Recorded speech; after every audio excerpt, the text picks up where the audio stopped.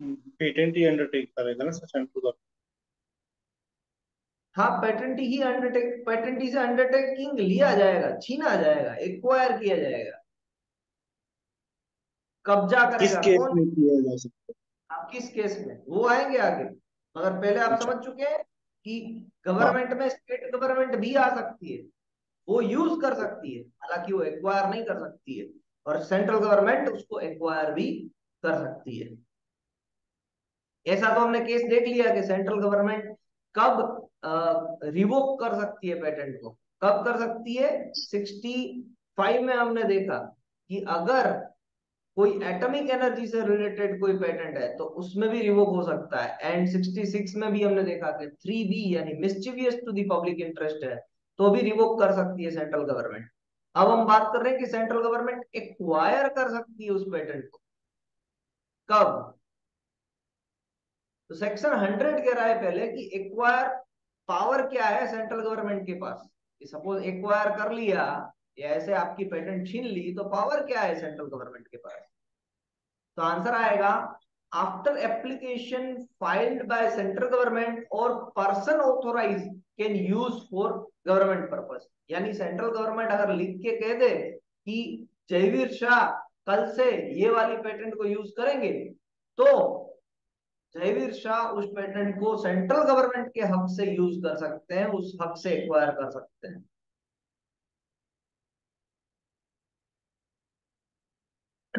Before priority sir ये date. Point समझ sir ये हाँ, पॉइंट एक बार पूरा सेक्शन समझ लीजिए, आपको समझ रिपीट में आ कर जाएगा दीजिए जो जहां तक आपने बोला। आपको 99 से। अभी अभी जो आपने पॉइंट रिपीट। हाँ, 99 से 104 तक आपको सारी सिस्टम समझनी पड़ेगी सर। 99 से 104 तक, फिर आपको सारा सेक्शन क्लियर होगा। मैं रिवाइज करवाता हूँ, यही मेरा आंसर है आपके लिए अभी। ठीक। ओके। ठीक। Oh, before priority date of claim it's free. देखिए, कोई भी यूज करे, चाहे सेंट्रल गवर्नमेंट यूज कर रहा है या फिर कोई और पर्सन यूज कर रहा है, अगर प्रायोरिटी डेट से पहले यूज कर रहा है तो उस पे तो कोई यानी ऑब्लिगेशन है ही नहीं। वहां पर तो वो फ्रीली यूज कर सकता है by default, after grant on agreed terms and condition. अब देखिए, अगर मेरी पेटेंट है, गवर्नमेंट यूज करना चाहती है उसको, एक्वायर करना चाहती है उसको, तो अगर मेरी पेटेंट ग्रांट हो चुकी है तो फिर कुछ ना कुछ टर्म्स एंड कंडीशंस के साथ हम बात कर सकते हैं गवर्नमेंट के साथ कि आप मेरी पेटेंट को यूज करें या पेटेंटेड प्रोडक्ट को यूज करें। Central government hmm. Can give authorisation. Central government फिर एक लाइसेंसी, एक असाइनी के तौर पे वर्क करेगा। वो ऑथोराइजेशन दे सकता है किसी और पर्सन को कि आप on behalf of central government काम कीजिए। यही बात तो लिखी थी आगे भी। फिर भी देखिए, यहां पर लिखा हुआ हम्म। था ना, after application filed central government और any person authorize can use for government. यही बात यहां पर लिखी है। हम्म। किया जाएगा उस केस में, पेटेंटी को नोटिफाई किया जाएगा। क्यों नोटिफाई किया जाएगा? कि सर आपकी पेटेंट सेंट्रल गवर्नमेंट एक्वायर कर रही है, ये नोटिफिकेशन मिलेगा पेटेंटी को। Right to sell on non commercial basis. अब बड़ी बात आ रही है कि ये प्रोडक्ट बेच सकते हैं, मगर कैसे? अगर सेंट्रल गवर्नमेंट किसी और पर्सन को, हालांकि मुझे, सपोज आपकी पेटेंट है, सेंट्रल गवर्नमेंट ने एक्वायर कर ली, मुझे वो पेटेंट ऑथोराइज पर्सन के तौर पे दे रहे हैं, तो मैं उस चीज को बना सकता हूं, सेल कर सकता हूं, मगर कॉमर्शियल बेसिस पे नहीं, नॉन प्रॉफिटेबल बेसिस पे मैं उसको सेल कर सकता हूं। ये चीज लिखी है यहां पर। सेक्शन नंबर 101 में क्या लिखा है? थर्ड पर्सन लाइसेंसी application patent use by government. अब इसका मतलब क्या हुआ कि देखिए, एक पेटेंट के साथ बहुत सारे लोग जुड़े हुए होते हैं ना। एक पेटेंट के साथ लाइसेंसी भी होते हैं, असाइनी भी होते हैं।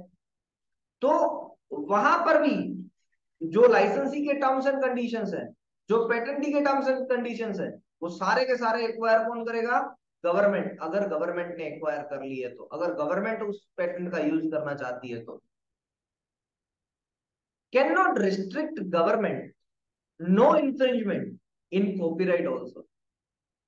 ये बात देखिए कि अगर उसने part of the specification government ने कहीं पर पब्लिश किए या कहीं पर वो एडवर्टाइज कर रहा है तो कॉपीराइट भी नहीं होगा। और कौन इन्फ्रिंजमेंट नहीं कर सकता है? पेटेंटी तो कर ही नहीं सकता है, क्योंकि पेटेंटी को तो नोटिफिकेशन मिल चुका है कि आपकी पेटेंट एक्वायर हो चुकी है।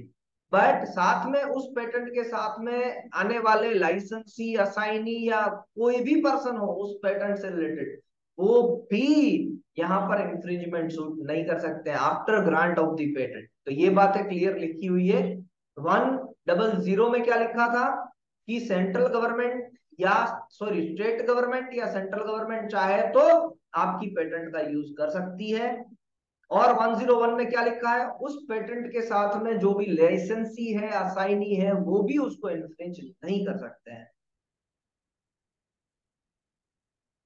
Both will get royalty by agreement और by high court.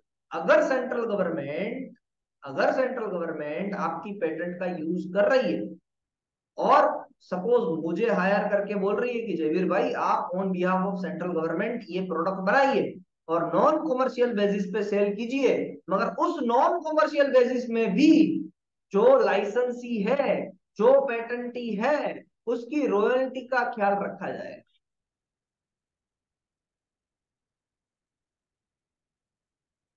And central government nominate any exclusive licensee, then royalty between him and patent। अगर कोई पेटेंट पे कोई लाइसेंसी नहीं है तो फिर सेंट्रल गवर्नमेंट क्या करेंगे कि जो ये पर्सन बना रहा है, जिसको नॉन कॉमर्शियल बेसिस पे बनाना है, उसको कहेंगे कि आप एक एक्सक्लूसिव लाइसेंस ले लीजिए। सेंट्रल गवर्नमेंट दे देगी उसको एक्सक्लूसिव लाइसेंस, ताकि उसको भी थोड़ी सी रॉयल्टी मिलती रहे। चलिए अब मुझे यहां से क्वेश्चंस कहिए क्या क्या समझ में नहीं आ रहा है इस पूरे प्रेजेंटेशन स्लाइड से। अब मैं आपके सारे क्वेश्चंस का आंसर देने के लिए रेडी हूं। यहां से कुछ ना समझ में आया तो प्लीज। 100 एंड सेक्शन समझ में नहीं आया था सर, वो हो गया था लेकिन क्लियर। अभी क्लियर क्लियर है हो गया। सर, हाँ, हाँ सारी चीजें हाँ। क्लियर हैं। अरे हाँ, चलिए। लेकिन ये लास्ट में जो आपने बताया सर कि सेंट्रल हाँ गवर्नमेंट जब किसी लाइसेंस, एक्सक्लूसिव लाइसेंस के लिए किसी को नॉमिनेट करेगी, तो उसमें रॉयल्टी सेंट्रल गवर्नमेंट भी लेगा या सिर्फ पेटेंटी को जाएगी? बिटवीन हिम, हिम का मतलब हुआ ये जो एक्सक्लूसिव लाइसेंस है उसके साथ हम्म। And patenting. ओके, मतलब सेंट्रल गवर्नमेंट इसमें कोई प्रॉफिट नहीं लेगी, बस नहीं सर, पब्लिक यूज के नहीं लिए। सर, नहीं सर, नॉन कॉमर्शियल बेसिस पे है,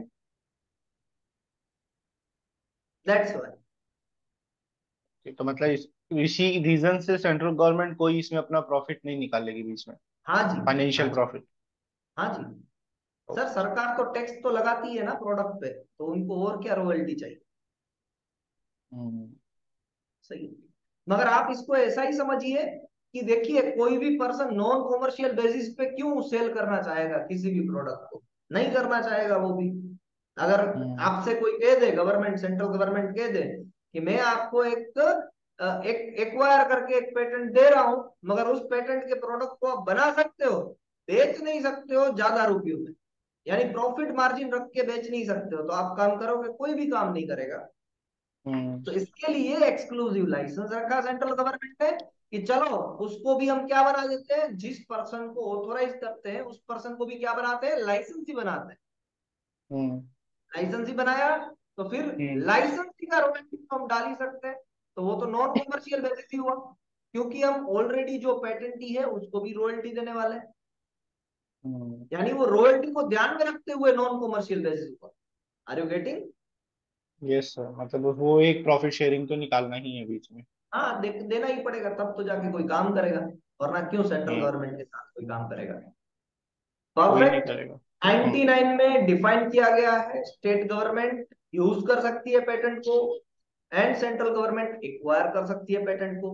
100 में हम्म। बताया गया कि सेंट्रल गवर्नमेंट ऑर्डर पास कर सकते हैं, ऑथोराइज कर सकते हैं किसी भी पर्सन को कि आप ये प्रोडक्ट बनाए, मगर नॉन कॉमर्शियल बेसिस पे। हम्म।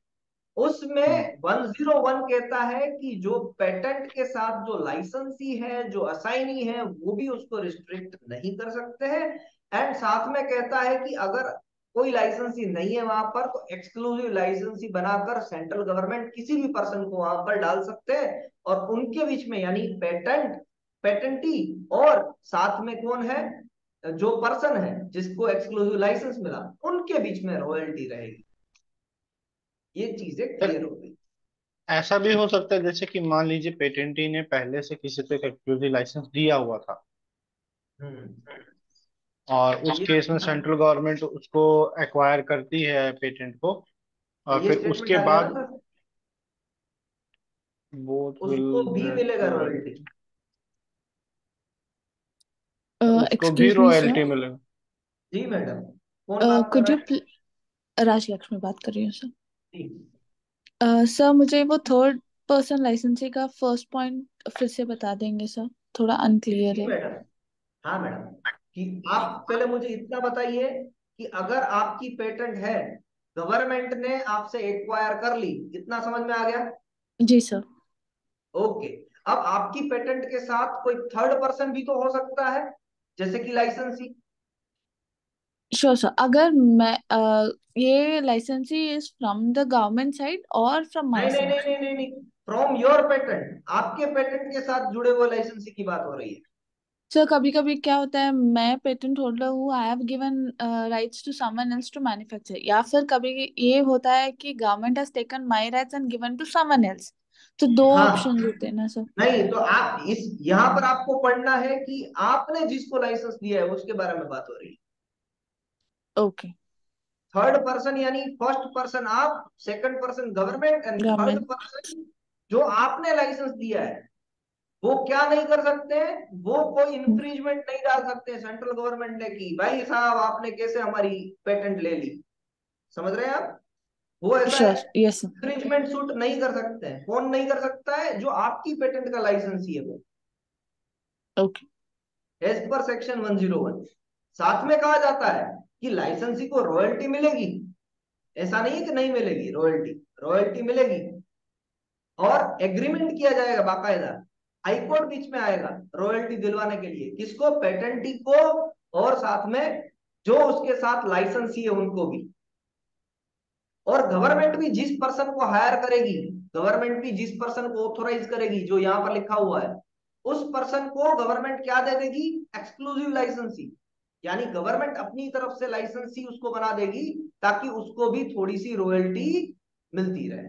तो मतलब यहाँ पे तीन लोग जुड़े हुए हैं अपार्ट फ्रॉम द गवर्नमेंट, हाँ जी, patentee, licensee from my licensee side of the and the patent, हाँ exclusive licensee licensee from the given central from the government से। गवर्नमेंट। या ओके, परफेक्ट मैडम, एकदम perfect. Thank you sir. Clear है? Okay, yes sir. Any other question? Rajat sir, Rajalakshmi madam, बाकी के लोग जुड़े हुए हैं, उनको किसी भी में क्वेश्चन हो पूछिए, वरना हम आगे बढ़ते हैं। Clear sir clear. Okay sir, चलो। सर ये कॉपीराइट का क्या था उसमें? मैडम कभी कभी क्या होता है कि कोई पेटेंट जब यूज करते हैं ना पेटेंटेड प्रोडक्ट को, तो पेटेंटेड प्रोडक्ट में काफी टाइम ऐसा होता है कि उसका जो लिटरेचर है, देखिए कॉपीराइट जो एक्ट है ना, वो आप ऐसा समझिए कि अगर आपने कोई एक फोटो क्लिक की, तो अगर आपने ही वो पहली बार फोटो क्लिक की है, तो कॉपीराइट आपको क्लेम करवाना नहीं पड़ता है, कॉपीराइट आपके नाम पे हो जाता है। Do you know that? आपको ये पता था?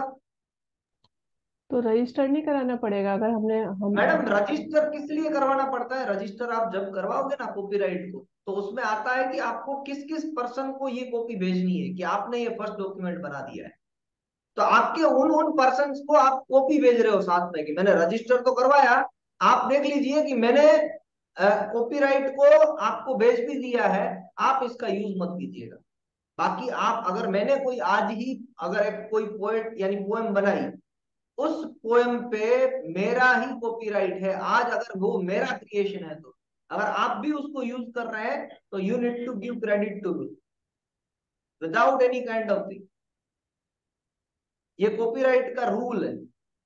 तो कॉपीराइट के केस में यही बता रहा है कि अगर आपने एक पेटेंट ड्राफ्ट कर दी, अब वो पेटेंट के स्पेसिफिकेशन या वो पेटेंट का कोई भी लिटरेचर अगर कोई और पर्सन यूज कर रहा है, शायद उस पर्सन को प्रोडक्ट को बेचने के लिए यूज कर रहा है, क्योंकि यहाँ पर तो गवर्नमेंट यूज कर रही है ना, तो गवर्नमेंट उस स्पेसिफिकेशन को यूज कर रहा है, तो यहाँ पर कॉपीराइट में भी इंफ्रिंजमेंट नहीं होगा, गवर्नमेंट उसको भी यूज कर सकती है, कुछ नहीं कहा जा सकता है, ऐसे बात कर रहे हैं।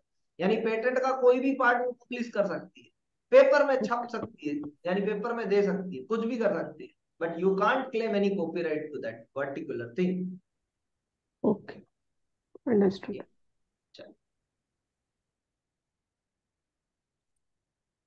सेक्शन नंबर 102, जैसे ही सेक्शन नंबर 102 आता है तो हमें सेक्शन नंबर 47 को याद कर लेना चाहिए।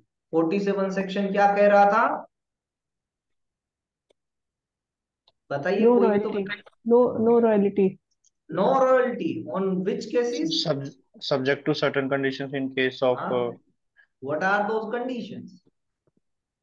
पब्लिक हेल्थ के लिए, अगर कोई आप या तो एक्सपेरिमेंटल यूज के लिए अगर आप कर रहे हो, है ना, और या फिर अगर आपका कोई प्रोडक्ट है जो पब्लिक हेल्थ या पब्लिक इशू के लिए गवर्नमेंट को चाहिए, उस पे भी गवर्नमेंट उसको एक्वायर कर सकती है, लेकिन आपको रॉयल्टी देगी, उसमें कुछ रॉयल्टी दे सकती है। Solution their solution. में रॉयल्टी। फिर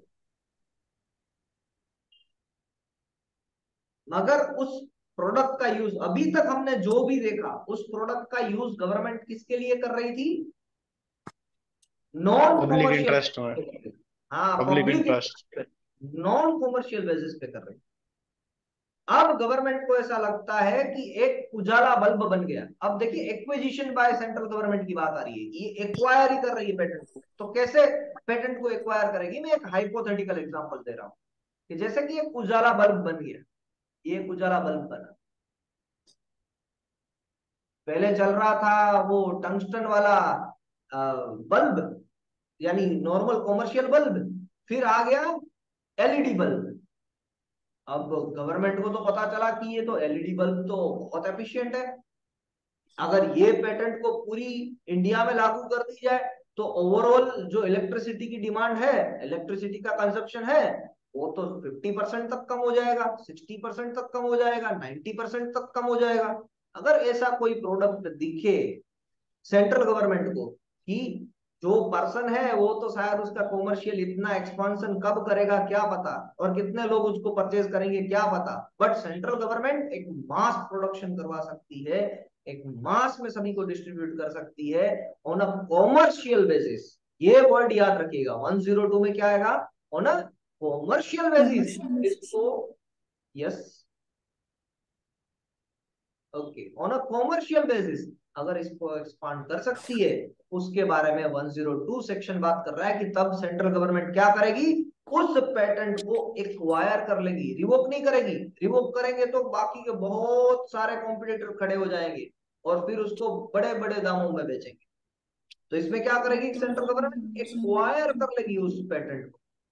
कैसे, commercial basis, acquired for public purpose, public purpose के लिए एक्वायर्ड करेगी। जैसे कि उजाला बल्ब है, जहां से 50 या 70% इलेक्ट्रिसिटी रिड्यूस हो जाएगी कंजप्शन। नोटिस एक पब्लिश करेगी कि ये पेटेंट को सेंट्रल गवर्नमेंट क्या कर रही है, एक्वायर कर लिए, पूरा का पूरा कब्जा ले रही है उसको। नोटिस टू एएनपी, क्या होगा ये एएनपी, चलिए बताइए, अभी आपको समझ में आ जाना चाहिए। नोटिस किसको जाएगी अगर सेंट्रल गवर्नमेंट एक्वायर कर रही है, तो ये मैंने एएनपी लिखा है, तो क्या हो सकता है, एप्लीकेंट और पेटेंटी। Very good. अगर पेटेंट अभी तक पब्लिश हुई है तो एप्लीकेंट को, और पेटेंट ग्रांट हो चुकी है तो पेटेंटी को, और साथ में ही ये नोटिस किसको भी जाएगी, ये नोटिस जाएगी लाइसेंसी को भी। License holder. क्योंकि दोनों में डिफरेंस है। अभी हमने पढ़ा सेक्शन नंबर 101, उससे पहले हमने पढ़ा 100। 100 में सिर्फ नोटिस किसको जा रही थी, पेटेंटी को, क्योंकि वहां पर क्या था कि यूज कर रहे थे उस पेटेंट का, एक्वायर नहीं कर रहे थे, यूज कर रहे थे उस पेटेंट का। समझ रहे हैं आप, दोनों में डिफरेंस है। अब पेटेंट को एक्वायर कर रहे हैं, अब वो आपके नाम से वो पेटेंट छीन के खुद सेंट्रल गवर्नमेंट अपने नाम पे कर रही है। तो इसी वजह से नोटिस जा रहा है सॉरी एप्लीकेंट को या पेटेंटी को, what ever will be the case, या फिर उसके साथ में जुड़े हुए लाइसेंसी को भी। यहाँ पर सभी को नोटिस जाएगी कि भाई अब आपका लाइसेंस हो जाता है रद्द, अब बात नहीं कर सकते आप यहाँ पर किसी। तो सर इसमें ये कोई काम तो रॉयल्टीज या कॉम्पेंसेशन हाँ मिलेंगे हाँ क्या? आएगा मैडम, आएगा आएगा। अभी खत्म नहीं हुआ है, अभी देखिए स्टार्ट ही है। पूरा एक बार हो जाने दीजिए, फिर आपको समझ में आ जाएगा। अभी जितना पढ़ा उतना समझ में आ रहा है। अभी क्या लिखा हुआ है, जैसे मैडम ने पूछा कि ऐसे तो एक्वायर कर लेंगे तो कंपेंसेशन कहाँ मिलेगा। ऐसे थोड़ी ना चलता है, हम इतनी मेहनत करके इंटेलेक्चुअल प्रॉपर्टी बनाते हैं और कंपेंसेशन नहीं मिलेगा। मिलेगा compensation by central government in any query then high court. यानी सेंट्रल गवर्नमेंट एक कुछ तो रुपये बनाएंगे कि इतना रुपया पर प्रोडक्ट आपको मिलेगा। ये कंपेंसेशन अगर आपको मिला सेंट्रल गवर्नमेंट की तरफ से मिलेगा, किसको, लाइसेंसी को भी और पेटेंटी को भी या एप्लीकेंट को भी। अब वहां से सर ये काम इसका मतलब ग्रांट से पहले भी हो सकता है? हाँ सर हो सकता है ना, एक्वायर हो सकती है वो पेटेंट ग्रांट से पहले भी। परफेक्ट है, इसीलिए तो एप्लीकेंट का नाम आ रहा है। Clear sir? ओके। अब देखिए compensation by central government. Central government एक आपको ऑफर कर रही है कि मैं आपको उजाला बल्ब पे 0.45 पैसा या 0.50 पैसा पर पीस मैं आपको कंपेंसेशन दूंगा। सेंट्रल गवर्नमेंट ये आपको कह रही है। ओके। मगर आपको ये अच्छा नहीं लग रहा है, या आप पे कोई क्वेरी है, आप कुछ क्वेरी पूछना चाहते हैं, पेटेंट ही कुछ क्वेरी करना चाहता है, तो क्वेरी कहां पर होगी, हाई कोर्ट में। वो हाई कोर्ट में कहेगा कि सर ठीक है कि सेंट्रल गवर्नमेंट ने मेरी पेटेंट ले ली है एज पर सेक्शन 102, बट मुझे क्वेरी है सर, क्योंकि मेरी पेटेंट और ज्यादा वर्क कर रही है, मुझे 0.5 पैसा 0.5 या 0.50 पैसा पर पीस नहीं, मुझे थोड़ा सा ज्यादा मिलना चाहिए, या whatever will be the query, you can ask that query in high court as well.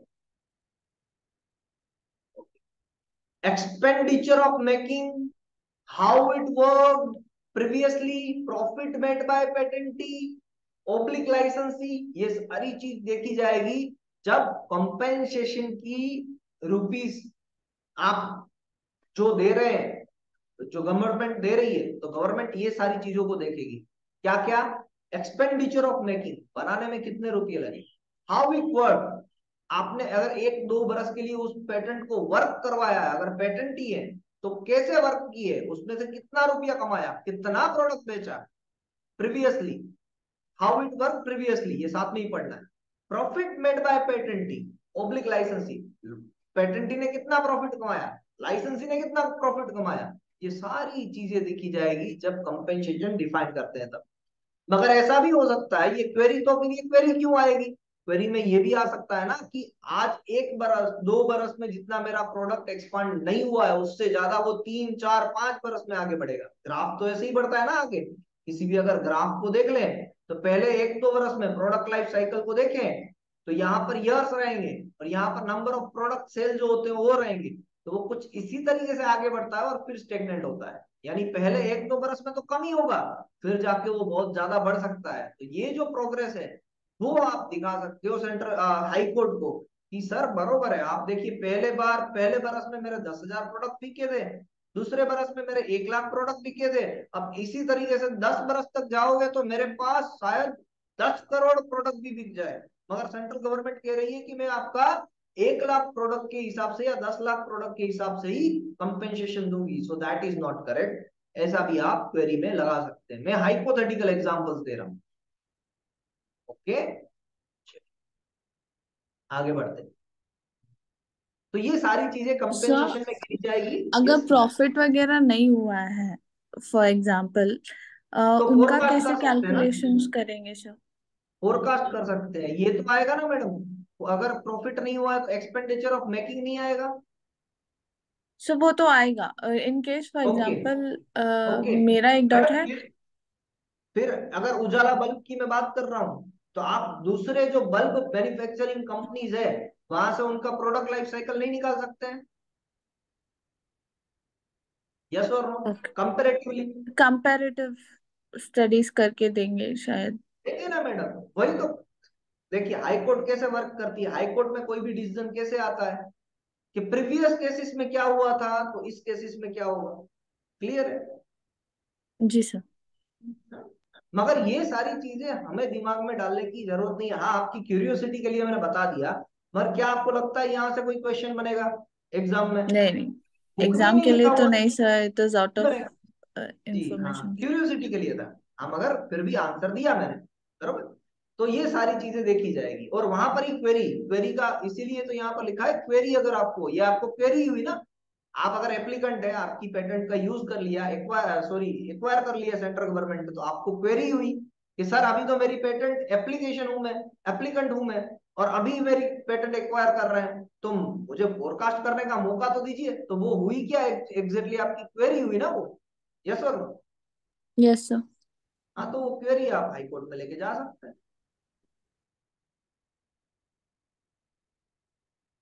Section number 43 and section number 102 में एक बेसिक डिफरेंस है। सेक्शन नंबर 47 में, सॉरी 47, हाँ 43, 47 में कोई रॉयल्टी नहीं मिलेगी, बट जो यूज होगा वो सेंट्रल गवर्नमेंट खुद के लिए करेगी। यानी सेंट्रल गवर्नमेंट को लगा कि अभी इमरजेंसी है, अभी मैं किसी मेडिकल स्टोर में या मेडिकल जो हॉस्पिटल्स है वहां पर ये चीजें अवेलेबल करवा दो, करवा सकते हैं एज पर 47, मगर वो टेम्पररी बेसिस पे रहेगा। खुद गवर्नमेंट उसका यूज करेगी और खुद उसको कंप्लाई करके वापस आपको वापस दे देगी। हालांकि 102 में ऐसा नहीं है। 102 में तो आपकी पेटेंट ही गवर्नमेंट ले लेगी। 102 में तो आपकी पेटेंट ही गवर्नमेंट ले लेगी, एक्वायर कर लेगी, और वहां पर क्या मिलेगा आपको, रॉयल्टी भी मिलेगी। अगर डिस्प्यूट हुए, जैसे कि मैडम ने कहा कि अगर कोई डिस्प्यूट हुआ, एक डिस्प्यूट तो अभी बात आ गई कि अगर मैं एप्लीकेंट हूं, मेरी पेटेंट अभी से ही एक्वायर कर रहे हैं, मुझे कंपेंसेशन के नाम पे बहुत ही कम रुपए दे रहे हैं, तो मेरा डिस्प्यूट है कि मुझे तो ज्यादा फायदा होने वाला था फ्यूचर में, फिर भी मुझे कम दिया है। तो अगर ऐसा कोई डिस्प्यूट हुआ, किसके बीच में, पेटेंटी के बीच में एंड सेंट्रल गवर्नमेंट के बीच में, तो उन दोनों का डिस्प्यूट सोल्व करने के लिए कौन बीच में आएगा, high court. Any disputes in payment as per agreement, one can approach high court. अगर कोई भी डिस्प्यूट है, जो भी सेंट्रल गवर्नमेंट से एग्रीमेंट आया है उसमें, ऐसा भी हो सकता है कि सेंट्रल गवर्नमेंट से एग्रीमेंट आ गया, आपने एक्सेप्ट कर लिया, फिर एक दो बरस हो चुके और सेंट्रल गवर्नमेंट ने आपको रुपये देने से मना कर दिया, क्योंकि सेंट्रल गवर्नमेंट को भी पेटेंट एक्ट में क्या माना जाता है, पर्सन ही माना जाता है, तो उस पर्सन ने मना कर दिया, तो आप क्या करेंगे, हाई कोर्ट में जाके कहेंगे कि सर कब से कहा था कि आपको इतने रुपये देंगे मगर अभी तक नहीं दिया है, थोड़ा सा कुछ कीजिए, इनसे रुपये निकलवाइए। तो वो भी बात हो सकती है यहाँ पर। If central government try to revoke patent with section number 64 or 3B, then confidentially। अब देखो, जैसे ही सेंट्रल गवर्नमेंट पे ऑब्लिगेशन होगा ना, तो सेंट्रल गवर्नमेंट भी क्या है, पर्सन इंटरेस्टेड ही है भाई, तो वो भी क्या करेगा, जैसे ही किसी पे इंफ्रिंजमेंट सूट या डिस्प्यूट कर रहे हो, किसी पे भी आप आरोप लगा रहे हो, तो वो क्या करेगा, सामने आप पे आरोप लगाएगा। तो आरोप लगाएगा सेंट्रल गवर्नमेंट, क्या करेगा सेंट्रल गवर्नमेंट, सेंट्रल गवर्नमेंट चुपके से हाई कोर्ट को, कॉन्फिडेंशियली चुपके से हाई कोर्ट को बताएगा कि एज पर 64 या एज पर 65 ये पेटेंट को रिवोक कर दीजिए, ये पेटेंट को कुछ नहीं देना है, एक भी रुपया नहीं देना है, रिवोक कर दीजिए, कुछ नहीं देंगे आप। तो रिवोक भी करवा सकती है, जैसे पर्सन इंटरेस्टेड भी करवा सकते हैं, मगर यहाँ पर सेंट्रल गवर्नमेंट की बात है, इसलिए कोई नोटिस पब्लिश नहीं होगी, कोई ऑपोजिशन नहीं कर पाएगा पेटेंटी, वो कॉन्फिडेंशियली हाई कोर्ट को बता देगा कि इस पेटेंट को रिवोक करने के लिए बात कर दीजिए। ये एक प्रिविलेज है सेंट्रल गवर्नमेंट के पास।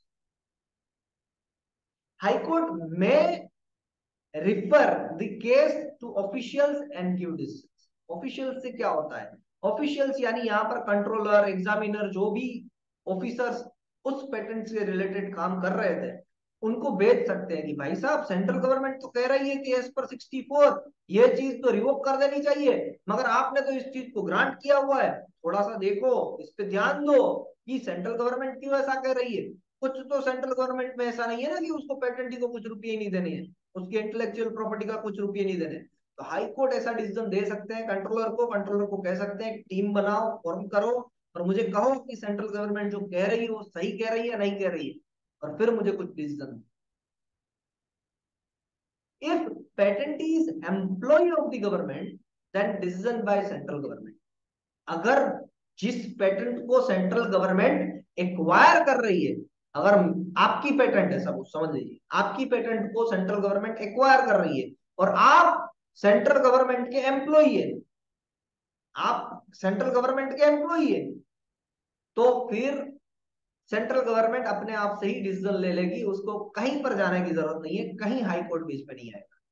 तो अगर आप सेंट्रल गवर्नमेंट या गवर्नमेंट के एम्प्लॉई है, तो फिर सेंट्रल गवर्नमेंट का डिसीजन डायरेक्टली आप पे आएगा, वहां पर हाई कोर्ट जाने की कोई जरूरत नहीं है।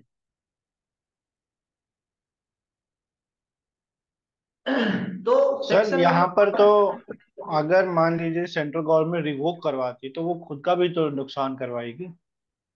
हाँ मगर कब करवाएगी? खुद का नुकसान नहीं होगा तब करवाएगी।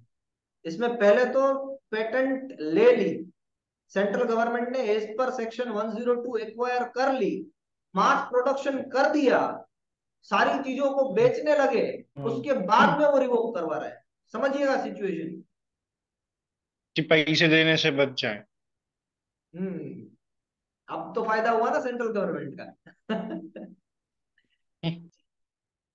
बोलिए, चलिए, और कोई डाउट हो तो बोलिए। सेक्शन नंबर 102 कह रहा है कि सेंट्रल गवर्नमेंट यूज कर सकती है बट कॉमर्शियल बेसिस पे, और एक्वायर कर सकती है, सॉरी यूज की बात नहीं है, एक्वायर एक्विजिशन की बात है। एक्वायर कर लेंगे, पेटेंटी को, लाइसेंसी को, एप्लीकेंट को रॉयल्टी भी देंगे। अगर कोई डिस्प्यूट है तो वो डिस्प्यूट 103 कह रहा है कि हाई कोर्ट में जाके सोल्व कीजिए, और हाई कोर्ट में अगर डिस्प्यूट आया पेटेंटी की तरफ से तो सेंट्रल गवर्नमेंट रिवोक भी करवा सकती है, मगर कॉन्फिडेंशियली, 103 में याद रखिएगा, कॉन्फिडेंशियली चुपके से रिवोक करवा सकती है। कोई नोटिस पब्लिश नहीं होगी, पेटेंटी उसको अपोज भी नहीं कर पाएगा। Sir next. एक एक चीज ये भी और है इसमें कि जैसे मतलब क्वेश्चन है मेरा ये, हम्म, जैसे पेटेंट का टर्म 20 साल का रहता है जी। और वो एक्वायर करती है और एग्रीमेंट होता है कि या अच्छा ये एग्रीमेंट भी डिपेंड करेगा कि कितने साल तो उनको रॉयल्टी देना है। सर, एक्वायर यानी आपकी पूरी पेटेंट ले ली, फिर जो भी टर्म्स एंड कंडीशंस या एग्रीमेंट बनेगा उसके हिसाब से आपको वन टाइम पेमेंट कर रही है government, it's up to him. Hmm. अगर आपको हर बरस पे कुछ देना चाहती है, इट्स अप टू हिम। अब वो हम्म। मैन्युफैक्चरिंग आपसे करवाना चाहती है, it's up to him. Agreement पे डिपेंड करेगा सब कुछ। डेफिनेटली सर, इसमें तो तो इसीलिए तो पूरा डिस्प्यूट का मामला आ रहा है कि अगर कुछ भी डिस्प्यूट हुआ, डिस्प्यूट होना ही चाहिए यहाँ पर। इसलिए तो हाई हम्म। कोर्ट बीच में आ रही है। हम्म। क्लियर है सर? ठीक है सर। और किसी को कोई डाउट यहाँ पर? 99 में क्या आया, चलिए बताइए, कोई तो बताइए 99 में क्या था। एनीवन? 99 में क्या था? स्टेट गवर्नमेंट यूज कर सकती है या सेंट्रल गवर्नमेंट उसको एक्वायर कर एक्वायर सकती कर है, सकती है, अंडरटेक कर वेरी सकती गुड, है। Very good. 100 में क्या था? Power of central government in acquisition. Perfect power of central government in case of acquisition, क्या पावर है? वो उसको एक्वायर कर लेगी, पेटेंटी को नोटिफाई करेगी और नहीं, आगे नहीं, सेंट्रल गवर्नमेंट भाई, 100 की मैं बात कर रहा हूँ ना, 100 तो आ गया, सॉरी। हाँ, 100 की बात कर रहा, 99 के बाद उस पर यूज की बात हो रही थी सर, वो एक्विजिशन की तो बात 02 पे हो प्रॉफिटेबल रही। नॉन कमर्शियल बेस पर हम्म, फॉर पब्लिक यूज के लिए वो उसको यूज करेगी फॉर मेजर स्केल, हम्म। कि अगर वो और नेशनलाइज प्रॉफिट या हेल्प कर सकती है, एक नेशनलाइज प्रॉब्लम को सॉल्व कर सकती है। और 101 में क्या था? 101 में सर थर्ड पार्टी लाइसेंस अगर है, एप्लीकेशन है तो उसको वो वो कौन रेस्ट्रिक्ट सी? करेगी, लेकिन उस पे कोई इन्फ्रिंजमेंट नहीं होगा उस पे किसी थर्ड पार्टी से जो पेटेंटी ने दिया हुआ था, या उस पेटेंटी की तरफ से, क्योंकि पेटेंटी को नोटिफाई कर दिया गया है ना। जी, तो लेकिन सर लाइसेंसी को मान लीजिए लाइसेंसी है, उसको तो नोटिफिकेशन नहीं जा रहा है कोई। एग्जैक्टली, इसीलिए तो वहां पर सेक्शन बनाया है कि फिर भी वो इंफ्रिंजमेंट नहीं कर सकता है, तो इसलिए तो उसको पूरा नोटिफाई सेक्शन कौन है। करेगा? कोई नहीं करेगा, क्योंकि वो अच्छा यूज कर रही है ना, फॉर अ पर्टिकुलर टाइमिंग वो यूज कर रही है गवर्नमेंट। ओके, मतलब उसको कोई नोटिफाई भी नहीं करेगा, लेकिन वो नहीं करेगा। कुछ नहीं कर सकता। ठीक है। हाँ जी। और इस केस में उसको लाइसेंसी फ्रॉम पेटेंटी साइड और पेटेंटी दोनों को रॉयल्टी दी जाएगी यानी ऑन अगर सेंट्रल एग्रीमेंट गवर्नमेंट ने भी बेसिस। किसी एक्सक्लूसिव लाइसेंसिंग को रखा है तो उसको भी रॉयल्टी देनी है। हाँ, तो वो सारी रॉयल्टीज नॉन कॉमर्शियल में ही गिनी जाएगी, उसको गिनी कॉमर्शियली जाएगी। नहीं गिना जाएगा। कमर्शियल बेस पे नहीं गिना जाएगा, मतलब कोई सप्लाई चेन नहीं बनाई जाएगी। हाँ जी। मगर सभी को, तीनों को रॉयल्टी पर पीस तो दी जाएगी। मैं पर पीस एक हाइपोथेटिकल बोल रहा हूँ, बट कुछ तो रॉयल्टी दी हम्म, जाएगी। हाँ, कुछ तो प्रॉफिट, क्योंकि अब टाइम एनर्जी मनी तीनों ये ऐसी बात है ना एक्सपेंसिव है। सर कि अगर आपकी प्रॉपर्टी गवर्नमेंट एक्वायर कर रही है, आपकी जमीन गवर्नमेंट एक्वायर कर रही है, तो उसके हम्म। प्राइस तो जो गवर्नमेंट के हिसाब से लिखे हुए हैं उतने मिलेंगे। मगर हाँ, सभी को पता है कि लैंड के प्राइस गवर्नमेंट के कुछ अलग होते हैं और बेचने के कुछ अलग होते हैं। मार्केट रेट अलग होता है और कलेक्टर मार्केट गाइडलाइन रेट अलग अलग होती होता है, बट हाँ जब गवर्नमेंट उसको यूज करती है तो वो तो गवर्नमेंट के नॉर्म्स के हिसाब से ही रुपये देगी, उससे ज्यादा नहीं है। देगी। हाँ, हाँ। 102 में क्या है? एक्विजिशन होगा by government, central government, but उसमें रॉयल्टी मिलेगी और आपके सारे राइट्स पेटेंटी के चले जाएंगे, बस उनको एक रॉयल्टी मिलेगी और उनको नोटिफाई किया जाएगा। एप्लीकेंट भी हो सकता है, लाइसेंसी भी हो सकता है। और 103 में क्या है? डिस्प्यूट है कौन सोल्व करेगा क्या? डिस्प्यूट? High court. अगर कोई भी किसके किसके बीच में है? डिस्प्यूट आ सकता है, सेंट्रल गवर्नमेंट और पेटेंटी। सेंट्रल गवर्नमेंट या पेटेंट से रिलेटेड कोई भी पर्सन के साथ। यहाँ पर ओके। इंफ्रिंजमेंट की बात हो रही है, यहाँ पर ओपोज कर सकते हैं, लाइसेंसी भी ओपोज कर सकता है। यहाँ पर कोई प्रॉब्लम नहीं है, यहाँ पर कोई रिस्ट्रिक्शन नहीं है। यहाँ पर तो सेंट्रल गवर्नमेंट एक्वायर ही कर रही है पेटेंट। क्लियर? हम्म, मगर 103 में कॉन्फिडेंशियल क्या है? वो उसको रिवोक करवा सकती है अंडर कौन 64 और 3 भी। कौन रिवोक करवा सकते हैं? Central government. Very good. ये जो आंसर्स आपके आ रहे हैं ना, यानी आपके दिमाग में पूरी स्टोरी बैठ चुकी है। और कोई पर्सन रिवाइज करना चाहेगा? 99 टू 104 103? 100 में वो एक्वायर नहीं करेगी, लेकिन नहीं करेगी, यूज करेगी सर। सिर्फ यूज करेगी on commercial, non commercial base, लेकिन उसमें रॉयल्टी मिलेगी। जी, जी, सही है सर। मतलब कोई 3 केस आ और? गए सर की, एक हाँ जी। 48 जिसमें 47 जिसमें रॉयल्टी नहीं मिलेगी, गवर्नमेंट यूज करेगी। 100 में गवर्नमेंट यूज करेगी, रॉयल्टी भी देगी। और 102 में पूरी एक्विजिशन ही हो जाएगा। परफेक्ट। ओके, मतलब 3 केस बन रहे हैं ना। परफेक्ट सर, एकदम परफेक्ट समझ रहे हैं। ओके। यूज और एक्विजिशन में फिर क्या डिफरेंस रहा? यूज तो एक्विजिशन यूज में भी और तो। एक्विजिशन में मैं आपके घर को यूज कर रहा हूँ फॉर रेंट पीरियड। मैं आपके घर को 2 महीने के लिए यूज कर रहा हूँ, आपने मुझे फॉर रेंट पे दिया। Temporary basis. हाँ, तो वो रेंट पे हुआ, यूज किया मैंने। मैंने आपके घर पे कब्जा कर लिया। That is acquisition. Okay, legal term में कब्जे को एक्विजिशन हो गया। नहीं, कब्जा तो सर 47 में होगा ना, क्योंकि कब्जा कर लिया तो पैसा भी नहीं मिलेगा। मगर सर वो ये टेम्पररी ये तो पीरियड पे ये है, तो तो खरीद। आप, अब वो अच्छा, टेम्पररी पीरियड है। ये दोनों 47, 100, 101, वो आप ये सब टेम्पररी पीरियड टेम्पररी पे बेस समझ। पे है। हाँ, मतलब एक दो दो में ये कह सकता है खरीद लिया, लेकिन एग्रीमेंट हो गया, रजिस्ट्री ट्रांसफर हो गई। हाँ, बस थोड़ी देर के लिए खरीद लिया। नहीं, 102 में तो कंप्लीट परमानेंट ही खरीद 102, लेगी ना। नहीं नहीं, वन, हाँ 47, 101 की मैं बात कर रहा हूँ। 102 ओके। में तो ले ही लिया पूरा। हम्म, F-35 जेट अपना हो गया। अब यूएसए ने हम्म, बनाया तो वो जाने, बट ये इंडिया में लॉन्च हुआ तो इंडिया का हो गया, बस अभी पूरा उसको हम्म। जल्द से करो। So acquire by and use by. Clear है? कोई और यस। करना चाहेगा रिवीजन? रिवाइज करते रहो। देखिए, आप मेरे से शायद बड़े भी होंगे, काफी लोग मेरे से छोटे भी होंगे, मगर एक चीज याद रखिएगा, आप जब एग्जाम देने बैठेंगे ना, the moment you enter in the exam classroom, मैं आपको 110% कह रहा हूं कि आपके दिमाग में या तो एक रिग्रेट रहेगा कि आपने डेली बेसिस पे रिवीजन नहीं किया है, या फिर दूसरा, आपके दिमाग में कॉन्फिडेंस रहेगा कुछ भी आ जाए मैंने रिवीजन करके रखा। यही सबसे पहली थॉट प्रोसेस होगी। अगर रिवीजन आपने करके रखा है बेहतरीन तरीके से, तो आप इतने चिल्ड होके यानी एकदम बैठे हैं आराम से और पेपर लिख रहे हैं, ये आपका कॉन्फिडेंस लेवल है। और अगर आपने रिवीजन नहीं किया है तो आप टेंस रहेंगे कि नेक्स्ट क्वेश्चन शायद मैंने ना पढ़ा हो, तो उसके बाद वाला मैंने क्वेश्चन ना पढ़ा हो, तो उसके बाद वाला मैंने ना पढ़ा हो, तो ये टेंशन रहेगा आप। तो डिफाइन करो अपने आप को कि whether you want to be relaxed in the examination time or whether you want to be hampered during the examination time। ये चीज समझ के हर बार अपने आप को जब भी देखो, what is the difference between your preparation and my preparation.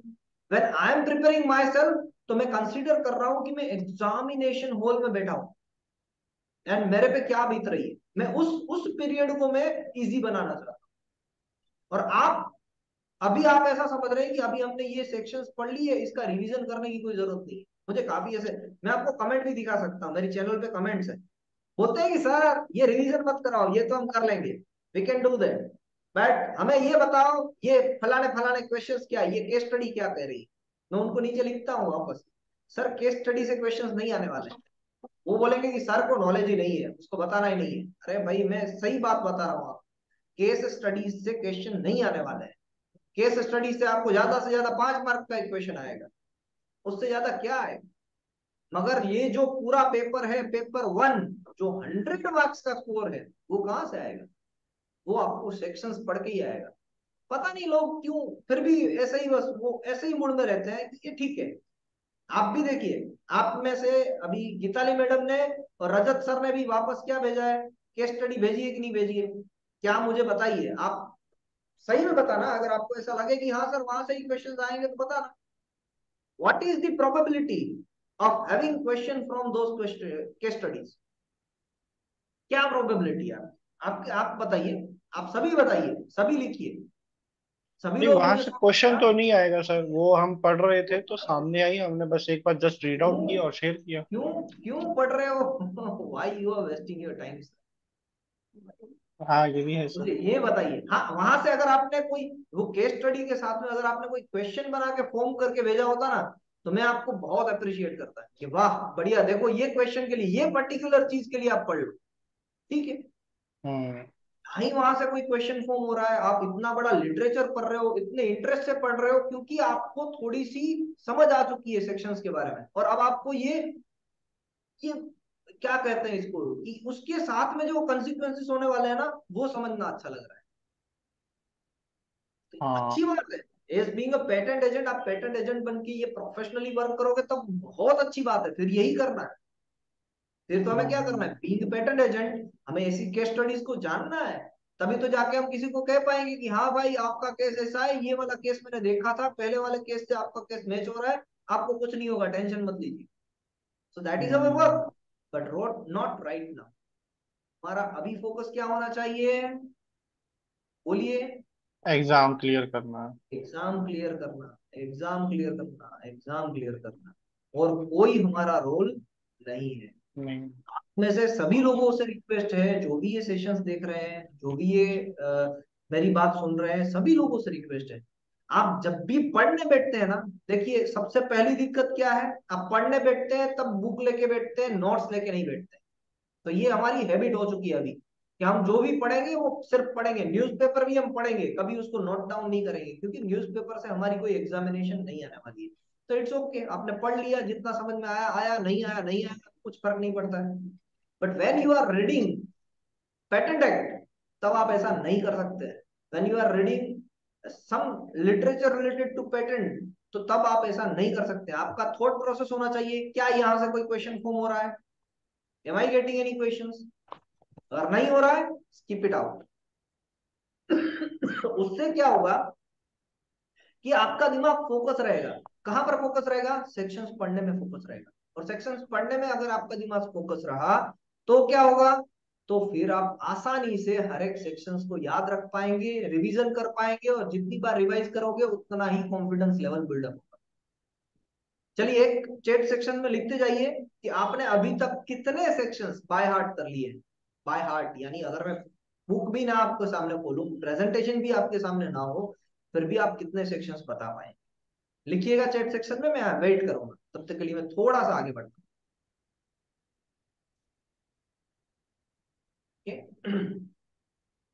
Section number 104, अब नया एक टॉपिक चालू हो रहा है, नया चैप्टर चालू हो रहा है, ध्यान से सुनिएगा इसको। अब कोई सेंट्रल गवर्नमेंट की एक्विजिशन की बात नहीं है, कोई सेंट्रल गवर्नमेंट की यूज की बात नहीं है। सेक्शन नंबर 104 कुछ और बातें कर रहा है। क्या बातें कर रहा है? अभी तक सिर्फ एक ही चेट आई है, अप टू 81, वो भी रजत सर। रजत सर बहुत अच्छी प्रिपरेशन कर रहे हैं। अगर आपको कभी भी ऐसा लगे ना कि what you are doing and what else person are doing, तो मैं कंसीडर करूंगा कि मेहनत में सारंग सर से भी ज्यादा मेहनत रजत सर की है अभी। सारंग सर बहुत ही पर्सन है जिनको सारी चीजें पता है, मगर मेहनत के बारे में अभी के लिए मेरे साथ जितनी भी इंटरेक्शन हुई है उसमें मैंने जाना है, मैंने ये पाया है कि रजत सर की मेहनत ज्यादा है। अगर आपको ऐसा लगे कभी भी कि मेरे स्टेटमेंट को चैलेंज करना है या चेक करना है, तो आप एक बार रजत सर के साथ कांटेक्ट में बात कीजिएगा। यू विल फील दैट कि उनको कितना पता है और आपको कितना पता है। हालांकि आप दोनों को मैंने उतना ही पढ़ाया है, आपको भी उतना पढ़ाया है, रजत सर को भी उतना ही पढ़ाया है, but why he is getting more knowledge, कैसे वो अपने आप को डिफाइन करते जा रहे हैं वो देखिएगा। Rajalakshmi ma'am section 1 to 11 and section 73 to 85, ये 73 to 85 तो राजलक्ष्मी मैम मैंने आपसे रिवीजन करवाया था, इसीलिए आप बोल रहे हैं। आपने रिवाइज नहीं किया, इसका मतलब ये हुआ वो याद जी हो सर। गया है। वो याद हो गया है। और मैडम करिए, कुछ ज्यादा देर नहीं लगेगी, छोटा छोटा टाइम है, 15-15 20-20 मिनट देंगे डेली बेसिस पे तो 10 सेक्शंस ऐसे ही हो जाएंगे, ऐसे ही हो जाएंगे, कोई प्रॉब्लम नहीं। बाकी के लोग भी कमेंट कीजिएगा कि आपको कितने सेक्शंस याद है, कितने। हाँ, ये बहुत इंपॉर्टेंट है। और गीताली मैडम से तो मैं पर्सनली रिक्वेस्ट कर रहा हूँ, मैं एक एक पर्सन को नोटिफाई कर रहा हूँ, मेरे दिमाग में हर एक का मॉडल बना हुआ है कि ये पर्सन किस तरीके से प्रिपरेशन कर रहा है। राजलक्ष्मी मैडम समझ रहे हैं कि हाँ ये कह रहा है वो सही कह रहा है। सुविद्या जी मैडम ने तो मुझे वीडियोस बना के भेज दिए कि सर हमसे वो ग्रुप में बातें नहीं हो पा रही है, वो ग्रुप में टाइम नहीं दे पा रहे हैं, कोई इनिशिएशन नहीं ले रहा है। अरे इनिशिएशन नहीं ले रहा है तो मैं इनिशिएशन लूंगा, मैं आज आपका टाइम डिफाइन करवा के जाऊंगा। बट बात कीजिए, पता चले तो सही कि क्या नहीं हो रहा है। ये 1 घंटा मैंने अभी स्किप किया है, तो वो 1 घंटा तो आप पूरे दिन में दे ही सकते हो, उसमें क्या प्रॉब्लम है। और मैं आपके साथ ही क्यों बात करवाना चाहता हूँ, मैंने जो ग्रुप फॉर्म किए हैं उनके साथ ही मैं क्यों बात करवाना चाहता हूँ। एक में मैंने रखा है सारंग सर को, जो मुझे लगता है कि बाकी के 2 पर्सन को अच्छी तरीके से गाइड कर देंगे। दूसरे में मैंने रखा है रजत सर को, जो अच्छी तरीके से प्रिपेयर कर रहे हैं, बाकी के लोगों को गाइड कर सकते हैं। तीसरे में मैंने रखा है गीताली मैडम। गीताली मैडम का नॉलेज बहुत अच्छा है, मगर मैडम जरा भी रिवीजन नहीं कर रहे हैं। मुझे यहाँ पर खेद है मैडम, आप कीजिए मैडम, आप बहुत अच्छी तरीके से प्रिपेयर करते हैं। जब भी करते हैं ना टॉपिक को, मैंने देखा आपका जो लिखा हुआ चीज, आपने जिस तरीके से ड्राफ्टिंग के एग्जांपल्स मुझे भेजे थे, आप बहुत ही अच्छा लिखते हैं। और आपको पता भी है कि मुझे अच्छी सही नॉलेज चाहिए, तो बस उसको रिवाइज कीजिए मैडम। रिवाइज करेंगे कॉन्फिडेंस आएगा, रिवाइज नहीं करेंगे कंफ्यूजन आएगा। कॉन्फिडेंट रहिए। और गीताली मैडम के साथ बाकी के लोगों को रखा है ताकि वो भी पैनल समझ पाए कि किस तरीके से हमें आगे बढ़ना है। तो आपके आपके साथ जो भी ये टीम बनाई है ना, उसमें आपको जो सारंग सर वाली टीम है वो सारंग सर से आगे काम करे, यानी सारंग सर जैसा बने या फिर उनसे आगे हो जाए। रजत सर वाली टीम है वो रजत सर के साथ काम करे, रजत सर जैसे हो जाए या फिर उससे आगे हो जाए। एंड गीताली मैडम वाली टीम, गीताली मैडम जैसे हो जाए या फिर उनसे आगे हो जाए। तो ये जो 3 मैंने डिफाइन किए, क्योंकि मुझे पता था लास्ट टाइम जो 4 घंटे का सेशन चला उसमें लास्ट तक 3 ही लोग बचे थे बस, उन तीनों को मैंने लीडर्स बनाया और फिर उनकी सब कैटेगरीज मैंने फॉर्म किए, ताकि आपको पता चले कि आप ही के साथ काम करने वाले, आप ही के साथ आप ही के जैसे काम करने वाले लोग भी पेटेंट एजेंट एग्जामिनेशन की प्रिपरेशन कर रहे हैं और उनको इतना पता है। तो आपको भी पता हो सकता है, but you need to do preparation in that manner. तो उनसे आपको ज्यादा पता चलेगा, इसीलिए ये ग्रुप फॉर्मेशन हुआ है। करेक्ट? सो प्लीज प्लीज अभी मुझे सेक्शंस का बात बताइएगा, और साथ में ये भी बताइएगा कि आप कितने बजे तक आज रिवीजन करेंगे, कितने बजे आज रिवीजन करेंगे। वो लास्ट में हम सेशन ले लेंगे, मैं अभी लास्ट में जैसे ये एंड करूंगा तब मैं सभी को बोलूंगा कि प्लीज आपका टाइम नोटिफाई कीजिए, फिर ये सेशन को ओवर करेंगे। ओके? सेक्शन नंबर 104 लिखा है सिर्फ पेटेंटी। चलिए क्या है, आगे बढ़ते हैं।